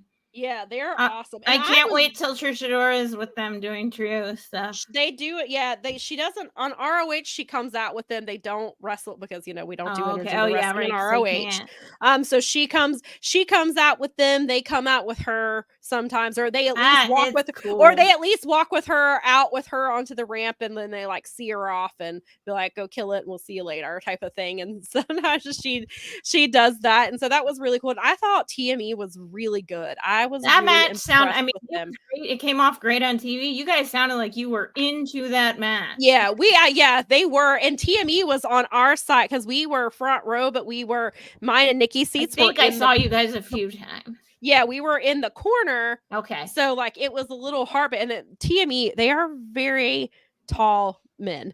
Yes. They're very big men. And I was telling them, I was like, I didn't realize that Sean Dean was so small. And then I was like, but I can't tell if it's because he's smaller or if it's because TME is in the ring with him, and maybe it's more of a perspective type of thing. Dope moonsault. Which one of them was it? It was was it Carly? Carly. It was Carly Bravo. Yeah. Holy crap. Yeah. Oh my God. That match was so much fun. It was really fun. Brad is correct. The energy in the room rises 100 times when the infantry comes out. Yeah. It did. was And a that really song, their fun tag intro match. song is so good because it's like the military cadence of and like it's really easy to, their music is great too. And so it just sets the tone like as soon as they get out there. And yeah, I really enjoyed that match a lot. It was a lot of fun. And then we had, of course, so Darius did come out to address his future. We thought we were getting him versus Billy Dixon because Billy is somebody who has he's ran some kind of similar shows before, and like he's somebody that Darius is really good friends with. Okay. And we thought that was the match. Darius Carter decided he was coming out instead, and he was getting all up in his face, and it was really funny because it's Darius Lockhart is not somebody who, at least from what I remember as far as his promos, like because he called him like Nikki made this point where he's like, man, I about died when Darius said Darius Carter is 68. Like when he said that and was just saying some of these things, Darius doesn't typically cut promos like that, or at least not that I remember, or maybe it's just because I haven't heard him cut something like that in a while. But it caught me off guard, but it was so funny, and they just that match is going to be really good. I'm so glad that Darius is going to wrestle. I assumed when he said he was addressing his future, I assumed that would be the outcome, was that yes, he was wrestling. But just to hear him say it just was such a relief. I'm like, I'm excited. Goodness. I don't know them well, so it was like, for watching as a first timer, I felt like, okay, because obviously I'm a wrestling fan. I understand how this works. Yeah. It's like they sort of had a storyline throughout the show. It felt like they had a direction. Yeah. And pacing. Which I thought was really cool. Thrown together show at all. It felt very much like they had a plan. Yeah. And they knew what they were doing.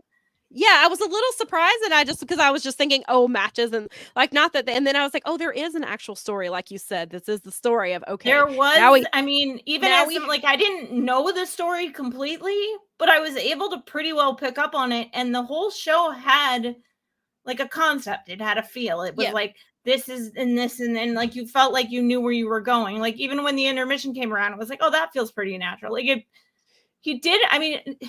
He did an amazing job. Like he really, I mean, it was so, I'm so excited for the next one. And when they had that, so they had that segment and they're like, and in February, and I'm like, dope, there's going to be another one. Exactly. We were like, hell yeah, February. Yes. Let's go. Now we have this. I can't wait to find out more details. When is it going to be? Where is it going to be at? When am I getting Darius versus Darius going to be the main event? Like, I'm in. Well, in this card alone, I would buy it again just because they had a card full of people I've heard of. That Jonathan Gresham match was amazing. Like I loved that match. Yeah, and see that was the thing. Like with Darius Carter, I've seen like I think a match or two of his, but I know who he is because so many people that I follow really like him, and so I see promos of him, and I see people always talk about how good he is, and they're like, he's that heel that can like be a heel without going for the low-hanging fruit. Like he's an example of who you should look at to be a creative heel, not a exactly. And I think that's what sets him apart, obviously, besides his wrestling skill, because he's obviously very, very good. Well, cheap heat is easy. Yeah. And not very creative. So yeah, I'm really looking forward to that, obviously. And then the intermission hit, and I was like, okay, that gives us time to go to the bathroom, kind of. And they didn't. They had a back room, which is the same room that they used when New Japan was there, and they had talent in there, like selling merch and stuff like that. So we went down because I didn't. When we went to the bathroom, we left our purses with our friends, and so I didn't have. So I just went to see who was in there, and like. Trish was in there selling like 8x10s and stuff. The infantry had they were selling like their shirt or something like that. They were at the table. Jonathan Gresham was in there. Suge's stuff was in there. He was not. I don't know where I think he might have went to go because his match was the first match back after intermission. But so that was really cool. So they had kind of like, so it wasn't like an official meet and greet, but they were selling a lot of them were selling their merch and stuff, and you could go talk to them. And there was this kid that I saw. So we saw him at the beginning, actually, when we were talking to Mama Lockhart, and he and his dad came up, I guess his dad, and his the person he was with was blind. He had a walking stick and things like that. And then I noticed he had a hearing aid, but he was young, like maybe 12 or 13, I think. And he ended up being on the front row on the other side, but I could see him, and he was recording stuff in the very first match, and Kevin Knight came and hit his hand, and his face he was so excited that Kevin Knight touched him, and just like the look on his face, like I still am thinking about it. Like he was so excited to see that. And then I happened to see him back in the room, and he was talking to Movie Mike, and I heard, and he was just very excitedly talking to him, and then I heard him mention Lucky Ali's name, and like, so it was that was a really cool moment. So it was really cool to see like somebody that age get really excited about independent wrestling and things like that. So that was a very cool thing to see. And it's something that stuck with me all weekend, just seeing that and just knowing that, like, how excited he was, because I just happened to see his face, and his face good. Yeah, his whole face like literally lit up when that occurred, and he just smiled so big, and he was just like, oh my God. And like, it was really cool. And I was like, that's going to be one of those things that moment like sticks with him forever. And that was a really cool thing to see. And, but yeah, the show, so I really, the 8-man, which was the 4-on-4, which is North Carolina versus Georgia. I think that was the loudest the crowd was all night. Way over delivered. I don't usually like big 8-man matches, but I had a ton of fun with this. And I think it was just because of the vibe in the building. Yeah, the vibe completely. The fact that it like was Georgia versus North Carolina, I think it was like a local rivalry, but it was like it was, really, and it was funny. It's funny that it's a local rivalry, but so many of them wrestled like together. 7 of 8 of those people wrestled in PWX at some point, and like Team North Carolina, like Darius said when he was on here, like Team North Carolina trained together. They came up together. Yeah, that's what he was saying. So they had that feel that Ashton used to wrestle at Pure. And obviously Suge was the Pure champion for a while. He wrestled, and like and then Trevor Aeon is the only one I had not seen before. And I really enjoyed him. I thought he was really cool. I liked his mask. Yeah, he had a really cool look. And he had like red contacts, which was insane. And then cool. I didn't catch that. I'm pretty sure he had red contacts, or it looked like he did. And then who am I forgetting from Georgia? It was I'm terrible because why did I suddenly blank on it? Owen Knight. That's who it was. Oh, okay. Yeah, and Owen I've seen a couple of times. I saw him in PWX, and he wrestles a lot in South Carolina. And he was like a champion down in South Carolina for a little bit. So it was funny because I'm used to seeing all of these people, and so I was just cheering. I was excited for everybody, and I was like, I mean, yes, you're like all these guys. Yeah, I was definitely that match. I was like, all these guys, like I love all of them, and they're showing out. That's okay. Yeah, and it was great because when Ya came out, and he comes out to PD Pablo, and he comes out to North Carolina, and he rips his shirt off, and he's swinging around his head, like the crowd just lost it. And then it just keeps, the crowd just kept building and building, and then like the people behind us were like ATL, and we were like, and so we had some Georgia people behind us, and that's awesome. So it was kind of back and forth, and so the ATL people were the Georgia people were on our side. You were sitting in the visitors section. Yeah, so the whole time they're like ATL, and so they were that was hyping the Georgia people up because they were like right there. But yeah, and then Brad said when Yaya did the Swanton, I lost it. I've never seen that dude, but he got an immediate follow for me. Yaya is fantastic. And yeah, like Nikki said, he's so dang good. He really is. And like I'm excited. Like I used to, because he used to do the Pure shows a lot, and so just to see him wrestle, I'm so glad that Darius brought him in, because Yaya, I think he's somebody that a lot of people don't know about, and I hope now they do, and I hope to see Yaya in a lot more places. And I really like a great mix of like people I hadn't heard of and people I've like totally heard of. That was what I really liked, and like that then they had like some new wrestlers this time. Like and I like that they also had like some of that was like the whole thing going in for Team Georgia's, like could they coexist, and like Owen Knight and Suge were kind of like going back and forth, and Suge kept telling him like, no, you need to act right, and like you need to be respectful, and Owen was like, I'm gonna do what I want. And so like they had that little, so maybe that's gonna set up something down the line. Maybe we get Owen and Suge somewhere or something like that. Like I really enjoyed that match. That match was just a ton of fun, and the crowd was super into it and just loud, and the people were like on their feet. And then like I went back and saw the video, and they're like doing the swag surfing thing, and then you see D'Lo and Chris are doing it, and just it felt like just the whole vibe completely changed. And so I kind of wonder if maybe they should have done that match earlier in the show instead of before intermission. But then I don't know if your energy, that's also one of those matches that's higher energy. So I don't know if the energy would have just dropped for whoever came out next. So maybe it was smart that they did it, where they did, and did it after intermission, and because that's almost I would have, maybe that match should have been like pre-intermission, like they should have done that match and then done an intermission and let people like catch their breath and stuff. But I think it worked well, because people were, by the time, obviously the very next match was the main event, and it was Trish versus Aja, and the crowd, the energy was high, but it was like a different kind of an energy. It was like an excitement, because we're going to see Aja Kong. And it became like, and like, I was going to record her entrance, and I did. And she literally, I was watching the clock on my phone, that song was on for a minute and a half before she even came out. I was like, now I kept thinking, I was like, well, maybe I should stop it, but then I don't want to miss it. So I was like, maybe if I go to post it, I'll trim it down. Drop it. And because I didn't know it was going to take her a minute and a half to come out, or I would have waited before I would have waited like 30 seconds before I started recording. But I wanted to get her entrance through the curtain, and she got a lot of Aja chants, and people were just like, it was just almost like, oh my God, she's here. Like, we're really getting to see this. And then I think a lot of the people in the audience obviously are very familiar with Trish Adora, and obviously just huge fans of her, because you and I are huge fans of Trish. Nikki and Brad, I know, are huge fans of Trish too. And just to see Trish get that match, and it's like she suplexed Aja Kong. Like, I know that's been the gift going around, and it's so awesome. I rewatched it like even 4 times.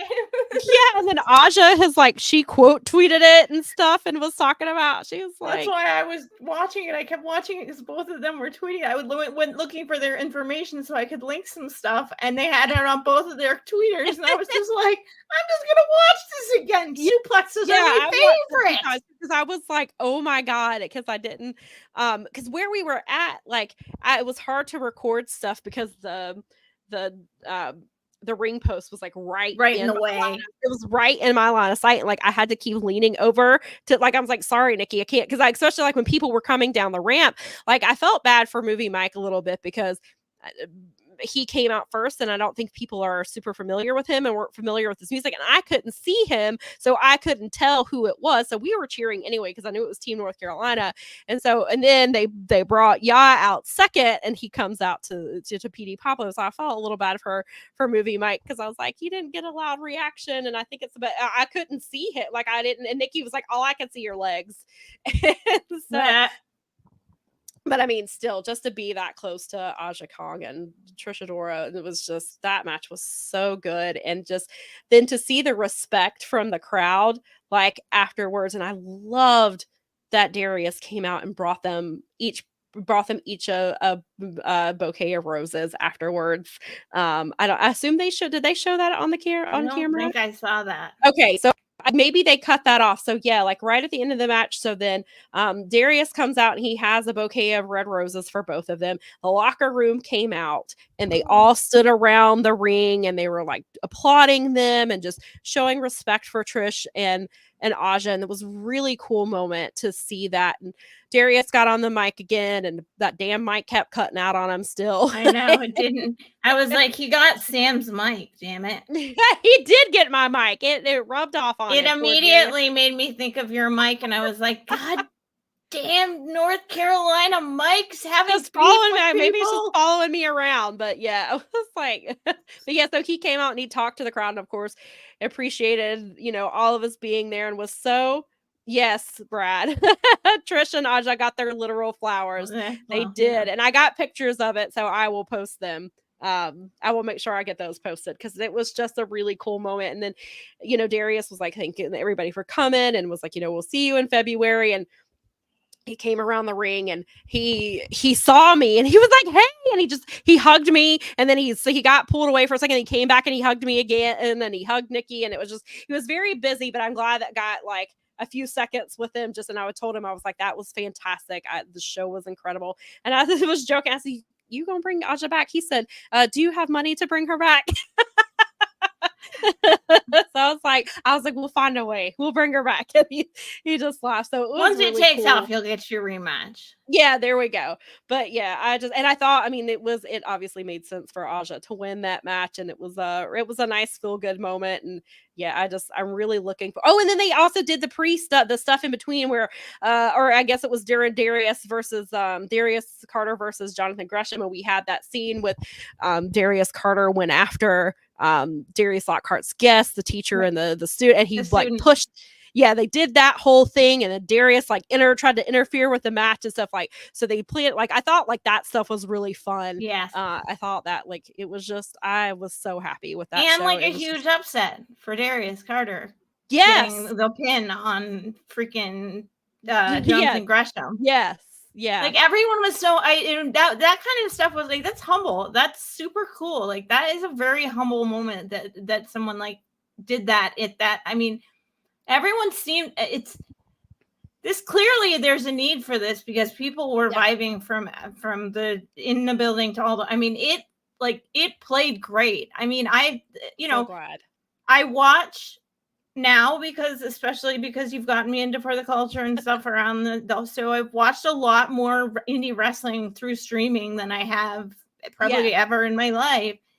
And again, there's nothing dropped out, nothing fell off. I could always hear what was going on. The big issue seemed like the mics in the ring, which is, that's not something you can help because mics are super sensitive and annoying. Yes. It always it makes me laugh a little bit when they drop the mic because I'm like, oh, that one's broken. Oh, that one's broken. Yeah. Because as a sound person, I know that you knock your mic over and you screwed it up forever. But it's but that's this was their first time. It's amazing that they were able to I mean, they only went over by a little bit over 8:30. I think it ended at 8:45 or something like that altogether. And then because I think it just everything went just up to Dynamite and I wasn't feeling or Rampage and I just wasn't feeling it at that point. So I watched Rampage on Saturday because I had a good time and I felt good and I was I feel you. Yeah, it's and of course I was I've got to watch Rampage because Work Horsemen are on there. So right, exactly. And they were in the main event with that was great. And Tony was putting them over, and Prince Nana was we're watching you, and I thought that was really cool, and so that was a cool thing. When they were doing their interview, I was like, oh my god, it's the Work Horsemen again. I know. I was hoping they were going to get that they were going to get on the mic because I was like, James Drake is one of the most underrated promos. One of the first people I saw here at my indie spot. So it's so funny because Bob made a crack about him looking like a softball coach and popped the whole room. And it's almost like he took that comment and kind of brought it with him a little bit sometimes because he does. It's because we had issues with co-rec or with males, adult male softball players and in little kids at one point in our life. So it was a hilarious joke to us. And I was just he really, he's so good. He's so much fun to watch wrestle.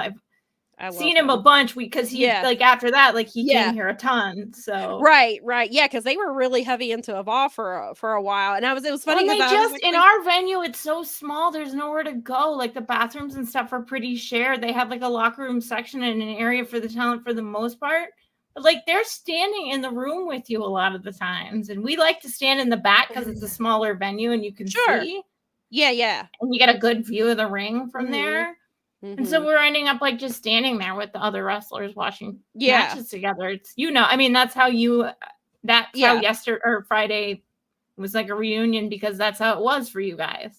Yeah, it's very cool to have that. And then and actually one more thing about Work Horsemen before we go back to the Ashe stuff is I was telling Nikki, I was I kind of wish they still did the undeniable to undesirable stuff that they used to do in the beginning of AEW because I would love to have Work Horsemen, especially because for people who know their story, like they hated each other, like legitimately did not like each other. And Evolve threw them together as a tag team and put the belts on them in their very first match. And they did not like each other still for like a while. And they had to, and now they're like inseparable and they're brothers and they love each other and they love each other's families and stuff like that. But then you also have like, there's some stuff that Drake has talked about, like some issues that he went through. And then it's also the story of from Evolve. WWE took Anthony, but not Drake. Yeah. And so you have that. And then Anthony was only there for 7 months and they fired him. Yep. And he had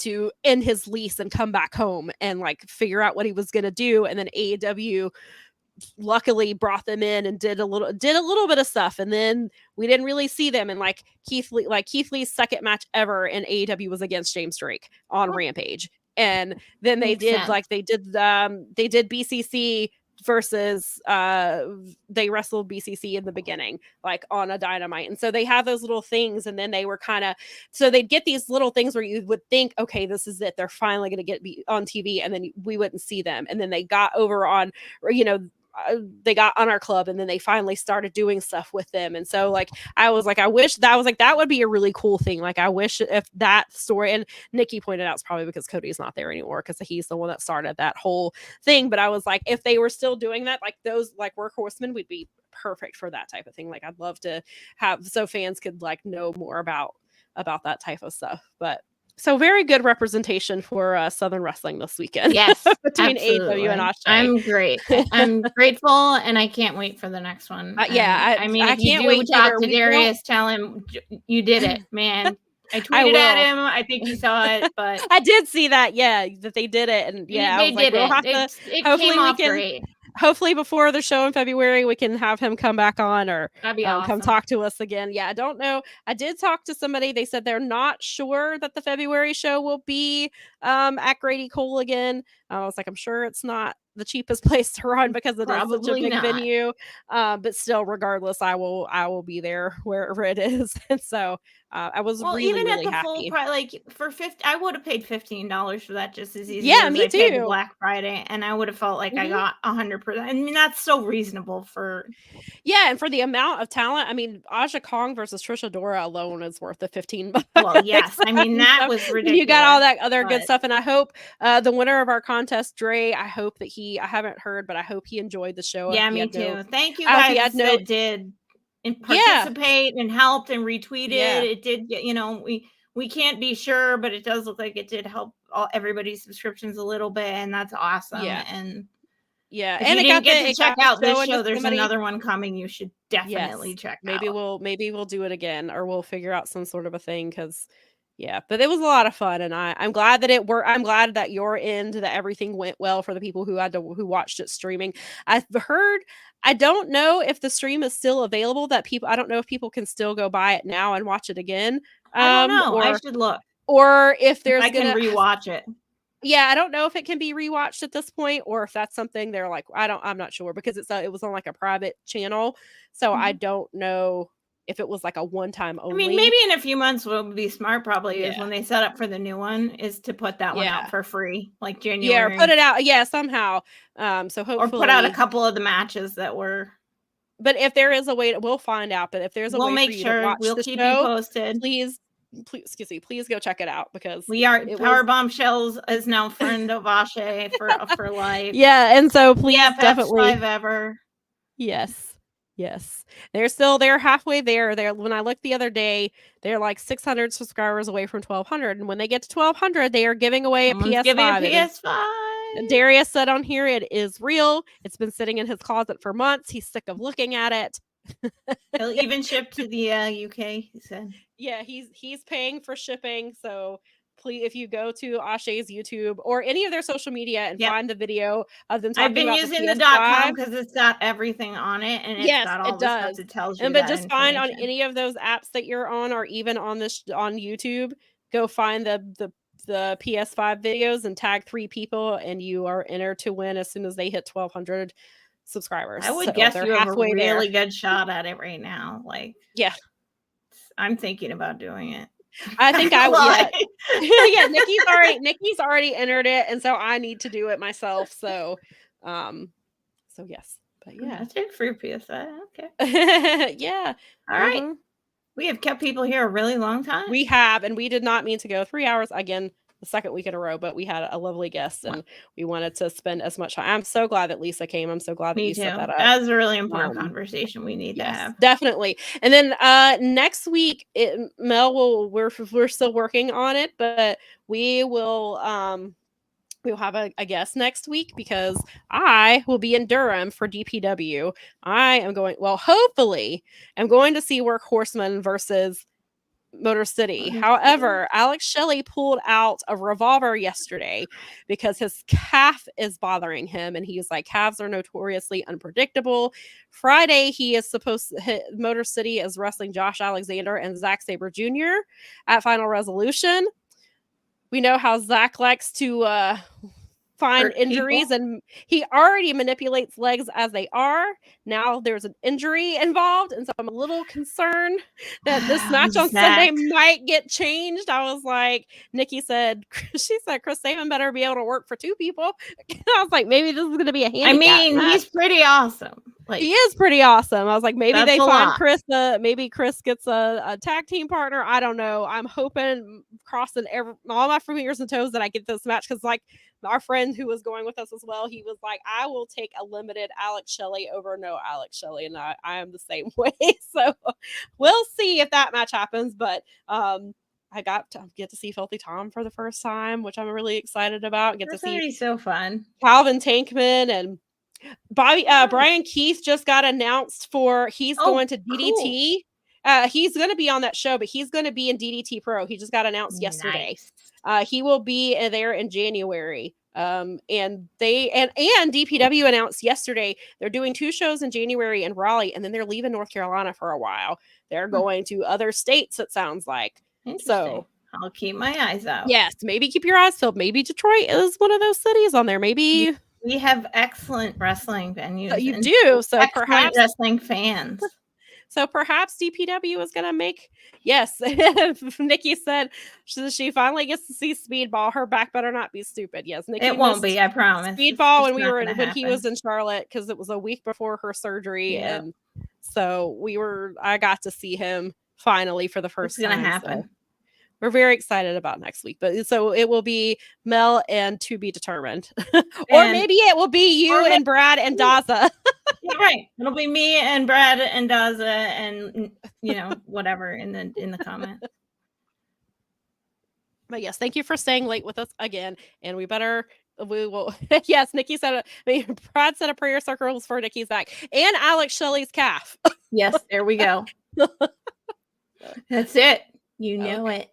All right. So we are going to get out of here and give you guys whatever's left of your Sunday. Thank you for joining us as usual. We love you guys. We appreciate it.